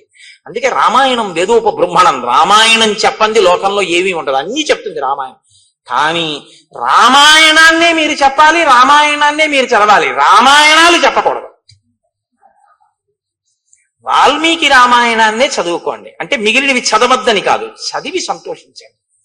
వాల్మీకి మహర్షికి ప్రత్యక్షంగా ఆచమనం చేస్తే ఏది కనపడి సత్యమై రచింపబడిందో అది వాల్మీకి రామాయణం. మిగిలినవి అనుభవింపబడి రచింపబడినటువంటి రామాయణం. కాబట్టి లోకంలో అందుకే ఓ మాట వచ్చిన ఏదో రామాయణం చెప్పి వెళ్ళారా అంటే ఏది చెప్పినా రామాయణంలోంచి తప్ప చెప్పడానికి ఇంకో చోటు నుంచి ఉండదు. కాబట్టి ఇప్పుడు ఆ తార వెడుతున్నటువంటి వాలిని ఆపంది. వాలి దంస్ట్రా కరాళస్తు క్రోధా దీప్తాగ్ని సన్నిభ భాత్యుత్పతిత పద్మాభ సంమృణాల ఇవ హ్రద. ఆ వెడుతున్నటువంటి ఆ వాలిని ఆపి తార అంటుంది, నీవు తొందరపడి మళ్ళీ ఇప్పుడిప్పుడే ఏ సుగ్రీవుణ్ణి పిడికిటి పోట్లు పడిచి నెత్తురు కారేటట్టు కొట్టావో ఆ సుగ్రీవుడి మీద యుద్ధానికి నువ్వు మళ్ళీ వెడుతున్నావు. కానీ సాధుక్రోధమిమం వీర నదీవేగమివాగతం శయానాద్దుదిత కాల్యం త్యజ భుక్తామివస్రజం. ఒక పురుషుడు రాత్రి పడుకోబోయే ముందు, నిద్రలోకి వెళ్ళడానికి ముందు మెడలో ఒక పుష్పహారం వేసుకుని పడుకుంటాడు. అంటే అదేంటంటే అలా కూడా వేసుకుంటారా అంటే అలా వేసుకుంటారు రందాన్ని. ఇప్పుడు మనం అంటే అంతంత డబ్బులు అంతంత పూలదండలు అవన్నీ ఇప్పుడు అదోలా చూస్తారు అలా వేసుకుంటే. కానీ అలా వేసుకుని పడుకునేవారు పూర్వం. కాబట్టి పూలహారం వేసుకుని నిద్రించినటువంటి పురుషుడు మరునాడు నిద్ర లేవగానే నలిగిపోయిన పుష్పహారాన్ని తీసి ఎలా పక్కన పడేసి బయటికి వస్తాడో అలా నీలో జనించినటువంటి కోపాన్ని ఉత్తర క్షణం విడిచిపెట్టేసేయి. నదీ ప్రవాహంలా వస్తోంది నీకు కోపం, ముంచెత్తుతోంది నిన్ను. ఆ ముంచెత్తుతున్న ప్రవాహాన్ని పురుషుడు దండ వేసుకుని రాత్రి పడుకున్నవాడు ఉదయం విడిచిపెట్టినట్టు ఆ క్రోధాన్ని నువ్వు విడిచిపెట్టు. నేను చెప్పిన మాట విను. సహసాతవ నిష్క్రామో మమ తావన్న రోచతే శ్రూయతాం చాభిదాస్యామి ఎన్నిమిత్తం నివార్యసే. ఇప్పుడొద్దు యుద్ధానికి, వెడిదుగానే యుద్ధానికి నువ్వు వెళ్ళొద్దు, యుద్ధం చెయ్యొద్దు, ఇంట్లోనే ఉండు, వెన్ను చూపించు అని నేను అనను. కానీ నీ తమ్ముడు ఇప్పుడు వచ్చి మళ్ళీ సింహనాదం చేస్తున్నాడు. కానీ వెళ్ళవద్దు ఇప్పుడు యుద్ధానికి. ఎందుకు వెళ్ళవద్దంటున్నానో నువ్వు విను జాగ్రత్తగా. తప్ప క్రోధంతో గబగబా తొందరపడిపోయి వెళ్ళిపోవద్దు. త్వయాతస్య నిరస్తస్య పీడితస్య విశేషతః ఇహైత్య పునరాహ్వానం శంకాం జనయతీవమే. ఇప్పుడిప్పుడు నువ్వు పిడిగుద్దులు గుద్దావు, నెత్తురు నవరంధ్రములలోంచి కారిపోతూ ఏడుస్తూ ఋష్యమూక పర్వతం మీదకి పారిపోయాడు ప్రాణాల కోసం. వెళ్ళి కొంచెం సేపు అవలేదు, నువ్వు ఇంట్లోకి వచ్చావు, మళ్ళీ వచ్చి సింహనాదం చేస్తున్నాడు. ఇత పూర్వం ఎప్పుడు చేయలేదు సుగ్రీవుడిగా. ఏ ధైర్యంతో మళ్ళీ వచ్చి సింహనాదం చేశాడు. కాబట్టి ఏదో ఇందులో అనుమానించవలసి ఉంది, తొందరపడి వెళ్ళకు. దర్పశ్చ వ్యవసాయశ్చ యాదృశస్తస్య నర్దతః నినాదశ్చాపి సంరంభో నైతదల్పం హి కారణం. నువ్వు జాగ్రత్తగా అతను చేస్తున్నటువంటి సింహనాదాన్ని విను. అతనిలో ఒక ఉద్యమం కనపడుతోంది, ఏదో చాలా ఉత్సాహంగా ఉన్నాడు. ఆ ధ్వని పూర్వంలా లేదు, ఇప్పుడు ఏదో ధైర్యంతో అరుస్తున్నాడు. అతనిలో ఒక తొందర ఉంది, రా బయటికి అని, నిన్ను బయటికి రప్పించడమే పూనికతో ఉన్నాడు. ఈ మూడు కనపడుతున్నాయి ఆ నాదంలో. అంటే ఏదో తేడా ఉంది వాళ్ళ సుగ్రీవుల్లో. నా సహాయమహం మన్యే సుగ్రీవం తామిహాగతం అనష్టబ్ద సహాయశ్చ యమాశ్రిత్యైష గజ్జతి. సుగ్రీవుడి వెనక ఎవరో ఉన్నారు, ఎవరో సుగ్రీవుడికి సహాయం చేయడానికి వచ్చారు. కాబట్టే సుగ్రీవుడికి అంత ధైర్యం వచ్చింది. లేకపోతే ఇంత ధైర్యంగా వచ్చి ఇప్పుడు మళ్ళీ అరవగలిగినటువంటి ప్రజ్ఞ సుగ్రీవుడికి లేదు. ప్రకృత్యా నిపుణశ్చైవ బుద్ధిమాంశ్చైవ వానరః నా పరీక్షిత వీర్యేణ సుగ్రీవ సఖ్యమేష్యతి. ఎవరినో తీసుకొచ్చాడు, ఎవడైతే మాత్రం నాకేంటి, ఇప్పటి వరకు నాకు ఓటమి తెలియదు అంటావేమో. సుగ్రీవుడు ఎటువంటి వాడో తెలుసా? నాకు బాగా తెలుసు. నీ తమ్ముడు ఎవరితోనైనా స్నేహం చేసే ముందు, ఎవరినైనా నమ్మే ముందు, నీ దగ్గరికి వచ్చే ముందు, నిన్ను యుద్ధానికి పిలిచే ముందు, అవతలి వారు నీతో యుద్ధం చెయ్యగలిగిన వారేనా అన్నది వాళ్ళు మాట చెప్తే నమ్మడు, పరీక్షించి చూసి వచ్చి ఉంటాడు. ఎందుకంటే సుగ్రీవుడి శీలం అటువంటిది. పరీక్షించి చూశాడు నీ తమ్ముడు, నిర్ధారించుకున్నాడు తనతో వచ్చిన స్నేహితుడెవరో నిన్ను మట్టు పెట్టగలిగిన వాడు అని నమ్మకం ఏర్పడ్డాకే వచ్చాడు. కాబట్టి తొందరపడి వెళ్ళకు. ఎంత ఖచ్చితంగా చెప్పేస్తోందండి మహాతల్లి నిజంగా. పూర్వమేవ మయా వీర శృతం కథయతో వచః అంగదస్య కుమారస్య వక్ష్యామి త్వాం హితం వచః. ఇత పూర్వం యువరాజు అయినటువంటి అంగదుడు నాతో ఒక విషయం చెప్పాడు.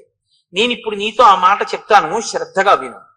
అంగదస్థ కుమారోయం వనాంతం ఉపనిర్గతః ప్రవృత్తిస్తేన కథిత చారై రాశీ నివేదిత. ఒకనాడు అంగదుడు ఈ రాజ్యము యొక్క హద్దులు, సరిహద్దుల వరకు వెళ్ళాడు. దాటి ఋష్యమూక పర్వతం వైపుకు వెళ్ళరుగా. గూఢచారులు ఎప్పుడో అవతల దేశాల్లో తెలుసుకున్న విషయాలు ఆ సరిహద్దులు దాటి వచ్చి చెప్తూ ఉంటారు. గూఢచారులు ఒక విషయాన్ని చెప్పారు అంగదుడితోటి. ఆ అంగదుడు నాతో చెప్పాడు, అయోధ్యాధిపతే పుత్రౌ శూరౌ సమర దుర్జయౌ ఇక్ష్వాకూణాం కులే జాతౌ ప్రథితౌ రామలక్ష్మణౌ సుగ్రీవ ప్రియకామార్థం ప్రాప్తౌ తత్ర దురాసదౌ సతే భ్రాతుర్హి విఖ్యాత సహాయో రణకర్మణి రామ పరబలామర్థి యుగాంతాగ్నిరివోత్థిత. అయోధ్యాధిపతి అయినటువంటి దశరథ మహారాజు గారి పెద్ద కుమారుడైనటువంటి రామచంద్రమూర్తి తన తమ్ముడైనటువంటి లక్ష్మణుడితో కలిసి అరణ్యవాసానికి వచ్చాడు. రాముడు సామాన్యమైనటువంటి వీరుడు కాడు, చాలా గొప్ప శౌర్య పరాక్రమములు ఉన్నవాడు. అటువంటి రాముడు సుగ్రీవుడితో స్నేహం చేశాడు అని గూఢచారులు మనకి వర్తమానం చెప్పారు. నివాస వృక్ష సాధూనాం ఆపన్నానాం పరాగతి ఆర్తానాం సంశ్రయశ్చైవ యశశ్చైక భాజనం.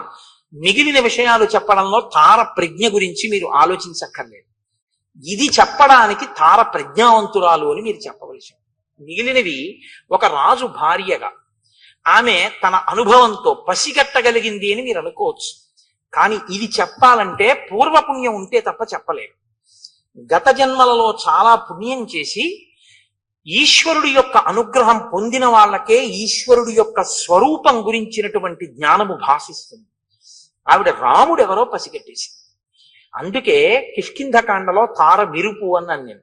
ఈ శ్లోకాన్ని తార చెప్పకపోతే, తార ఉపన్యాసం అంతా ఒకెత్తు గొప్పదే, కానీ ఈ శ్లోకం వల్ల తార జాజ్వల్యమానమైనటువంటి స్థానాన్ని పొందేసింది కిష్కింధకాండలో. నివాస వృక్ష సాధూనాం ఆపన్నానాం పరాగతి ఆర్తానాం సంశ్రయశ్చైవ యశిశ్చైక భాజనం. రాముడు ఒక చెట్టు. రాముడు ఎటువంటి చెట్టు అంటే అది పూలతో పళ్ళతో నిండినటువంటి ఒక పెద్ద మహావృక్షం. రాముడు అనబడేటటువంటి చెట్టు యొక్క పాదములను ఎవరు ఆశ్రయిస్తారో వాళ్ళకి నీడనిస్తుంది. మీరు ఒకటి గమనించండి, మీకు నీడ కావాలి, చెట్టు అక్కడ ఉంది, మీరు చెట్టు కిందకి వెళ్ళాలా, చెట్టు మీ దగ్గరికి వస్తుందా? మీరు చెట్టు కిందకి వెళ్ళాలి.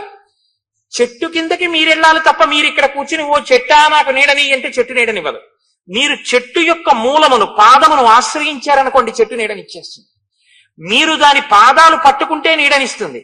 పాదాలు పట్టుకుని మీరు నించున్నప్పుడు మీకు నీడనిచ్చేటప్పుడు నువ్వు స్త్రీవా పురుషుడివా, చదువుకున్నవాడివా చదువుకోని వాడివా, ధనవంతుడివా పేదవాడివా, ఆచరణ ఉన్నవాడివా లేనివాడివా, ఇవన్నీ ఏమి చూడదు. నీడనివ్వడం ఆ చెట్టు యొక్క ప్రయోజనం, ఆ చెట్టు యొక్క లక్షణం అంతే. నీకన్నా ముందు సుగ్రీవుడు చేరిపోయాడు ఆ చెట్టు కింద. రాముడనేటటువంటి చెట్టు నీడలో సుగ్రీవుడు ఉన్నాడు, చెట్టు బయట ఎండలో నువ్వు ఉన్నావు.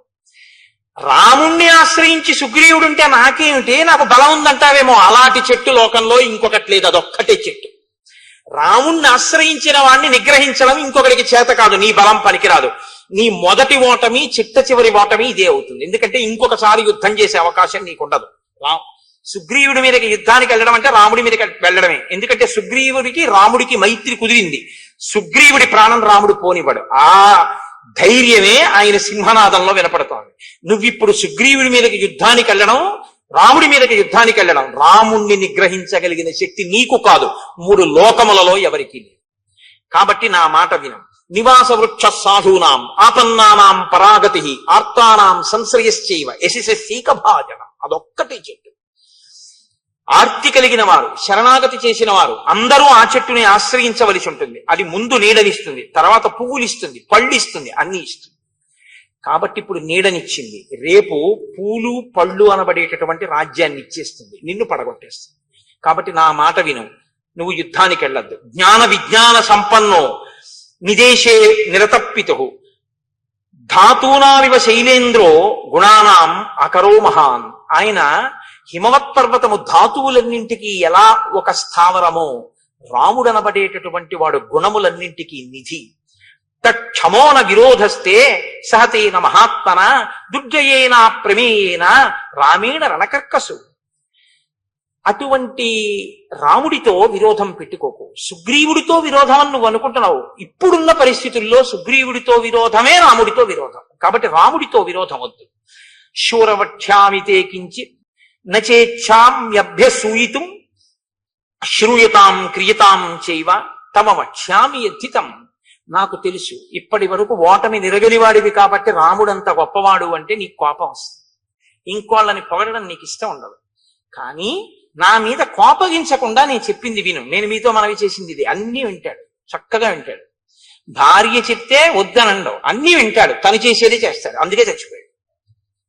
నేను ఈ మాట ఎందుకంటున్నానో తెలుసా అండి? భార్య మంత్రి, ఆవిడ కన్నా నీ ఆనందాన్ని నీ అభ్యున్నతిని కోరుకునే వాళ్ళు ఉండరు. కాబట్టి ఆవిడ మాట వినవలసి ఉంటుంది కొన్నిసార్లు. కానీ ఆవిడ తప్పు చెప్తోందన్నప్పుడు దిద్దే అధికారం పురుషుడికి ఎప్పుడు ఉంటుంది. దిద్దాలి కూడా భర్త, కేవలం అనుసరించకూడదు. మంచి స్వీకరించాలి, చెడుని వద్దు అలా మనం చేయకూడదు, అలా వద్దని చెప్పగలగాలి. అది అనడు ఇది అనడు, అన్ని వింటాడు, యుద్ధానికి వెడతాడు. అది వాలితో వచ్చిన పెద్ద చిక్కు. కాబట్టి ఇప్పుడు ఆవిడంది యవ్వరాజ్యేన సుగ్రీవం పూర్ణం సాధ్వభిషేయచ విగ్రహం మా కృధా వీర భ్రాత్ర రాజన్ బలీయస. ఎందుకయా సుగ్రీవుడితో నీకు వైరం? నీ తోడ పుట్టినవాడయా, ఒక ప్రమిదలో వెలుగుతున్నటువంటి 2 జ్యోతులు మీ ఇద్దరు. ఆయన ఏం తప్పు చేశాడు నువ్వు అసలు రాజ్యం నుంచి? ముత్సర్జురు వైరముత్సృజ్య దూరత. నువ్వు చక్కగా సుగ్రీవుడితో స్నేహం చేసి రాముడితో స్నేహం చేసి వాళ్ళిద్దరితో ప్రీతిపాత్రంగా ప్రవర్తించడం మొదలుపెట్టు, నువ్వు మరింత బలపడిపోతావు. లాలనీయోహితే భ్రాత యవీయానేషవానరా తత్రవా సన్నిహస్తోవా సర్వదా బంధురేవతే. నీ తమ్ముడయ్యా అతను, నీ చేత లాలింపబడడానికి యోగ్యుడు. అతని మీద కోపం పెట్టుకుంటానంట ఏంటి? కోపం పెట్టుకోకు. ఇక్కడ ఉండని, అరణ్యంలో ఉండని. సుగ్రీవుడు నీకు తమ్ముడు అంతే, ఈ జన్మకంతే ఇంకా మీ బంధం. అటువంటి తమ్ముడిని ఎందుకు దూరం చేసుకుంటావు? పిలిచి యవరాజ్య పట్టాభిషేకం చెయ్యి. నహితేన సమం బంధుం భువి పశ్యామి కంచన దానమానాది సత్కారై కురుష్వ ప్రత్యనంతరం. నాకు తెలుసున్నంత వరకు వాలి సుగ్రీవుడి వంటి బంధువు నీకు ఈ లోకంలో లేడు. తమ్ముడు నీ ఎందంత ప్రీతి ఉన్నవాడు, నీ సేవకుడుగా బతికేటటువంటి వాడు. ఎందుకు దూరం చేసుకుని అతన్ని చంపుతానంటావు, అతని మీదకి యుద్ధానికి ఎడతానంటావు? వెళ్లకు. హాయిగా పిలిచి అంతఃపురంలో కూర్చోబెట్టి అతనికి కావలసినటువంటివన్నీ సమకూర్చు. సంతోషపడిపోయి నీ దగ్గర చేతులు కట్టుకుని వంగి నమస్కరిస్తూ నీ వెంట ఉంటాడు. వైరమే తత్సముత్సృజ్య తమ పార్శ్వే సతిష్టతు సుగ్రీవో విపులగ్రీవ తవ బంధు సదామత. నీకు కుడి భుజం ఎలా ఉంటుందో బలంలో, సుగ్రీవుడు నీకు పక్కనుంటే అంత బలంగా ఉంటుంది. అందుకని ఆయన్ని మించిన వాడు లేడు. కాబట్టి సుగ్రీవుడితో స్నేహం చెయ్యి. భ్రాతు సౌహృదమాలంబ నాన్యాగతిరిహాస్థితే. నువ్వు సుహృద్భావాన్ని నీ తమ్ముడి యందు చూపించావా? నా మాట విను. సాధువాక్యం కృష్వమే. నీ చెప్పినటువంటి మంచి మాట నువ్వు చెయ్యి. నేను చెప్పినటువంటి హితవచనములను కానీ నువ్వు తప్పకుండా ఆచరిస్తే, యుద్ధం చెయ్యకుండా రాముడితో సుగ్రీవుడితో స్నేహం చేస్తే 10 కాలాలు సంతోషంగా మనం జీవించగలం. ప్రసీద పద్యం శృణుజల్పితం హిమే నరోషమేవాను విధాతుమర్హసి క్షమోహితే కోసల రాజసూనునా నిగ్రహ శక్ర సమాన తేజస. ఇంద్రుడితో సమానమైనటువంటి రాముని తేజస్సుని నిగ్రహించడానికి నువ్వు సరిపోవు. ఆ రాముడు సుగ్రీవుడి వెనక ఉన్నాడు. స్పష్టంగా చెప్తున్నాను, నా మాట నమ్ము. యుద్ధానికి వెళ్లకు. సుగ్రీవుణ్ణే లోపలికి పిలిచి అవరాజ్యమి. పరమ సంతోషంగా మీ అందరూ హాయిగా ఉంటారు. నా మాట విని నేను చెప్పిన మాట ఆచరిస్తే నేను ఎంతో సంతోషిస్తాను అని తార వాలితో చెప్పింది.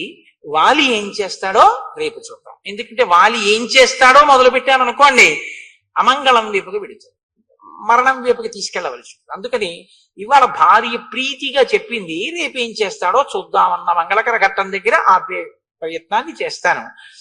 ఇవాళ రోజు మనం రామనామం కదా చెప్తున్నాం.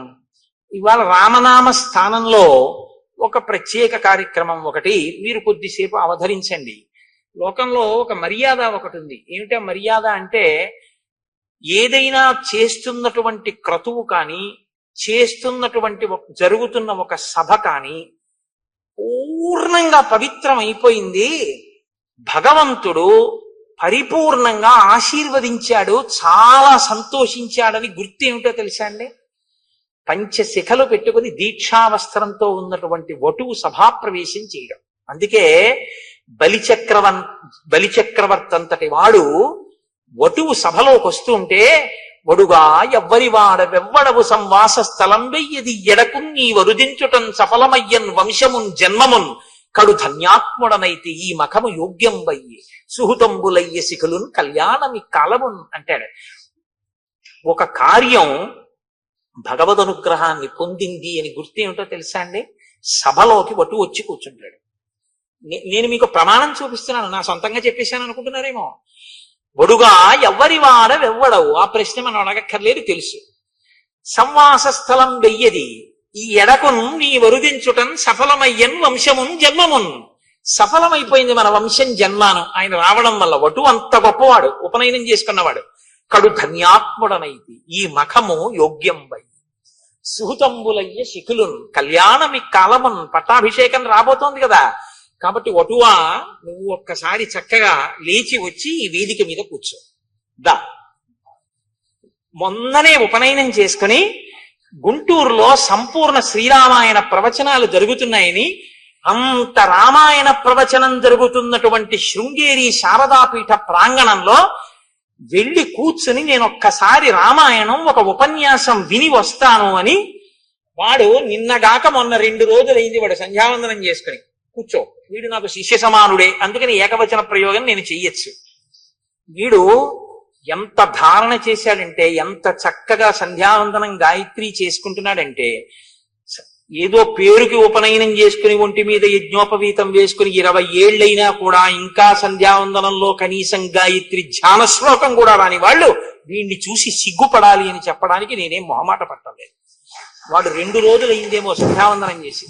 వాడు ఎంత చక్కగా గాయత్రి చేస్తున్నాడంటే, వాడు నా దగ్గరకు వచ్చి కూర్చుని ఇవ్వాల వాడు గాయత్రి మంత్రం గురించి కొన్ని విషయాలు తెలుసుకుని నా ఆశీర్వచనం పొందాలి అని వాడు ప్రత్యేకం హైదరాబాద్ నుంచి వచ్చి వాడు ఇవాళ ఇక్కడ రామాయణం వింటాను అని ఇంత వైదికంగా వచ్చి కూర్చుని రామాయణ ప్రసంగం విన్నాడు. నీ రాక చేత నాన్న రామచంద్రమూర్తి యొక్క అనుగ్రహం పరిపూర్ణంగా లభించింది. వటు వస్తే గౌరవించాలి మనం.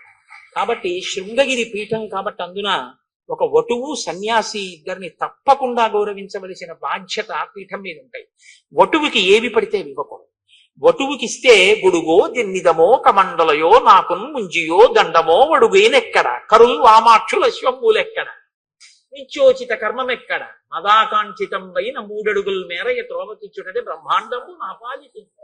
కాబట్టి నీకో యజ్ఞోపవీతం మొదలైనవి బ్రహ్మచారికి ఏమి ఇవ్వాలో అది శృంగగిరి పీఠం తరపున ఇస్తారు. ఏనన్నా ఆచమనం చేయడానికి అర్ఘ్యం ఇవ్వడానికి పాత్ర అవి ఏది పీఠం తరపున బహూకరించండి. చక్కగా ఎంత గొప్ప సన్నివేశం అండి ఇవాళ మీ అందరూ చూసి సంతోషించారు.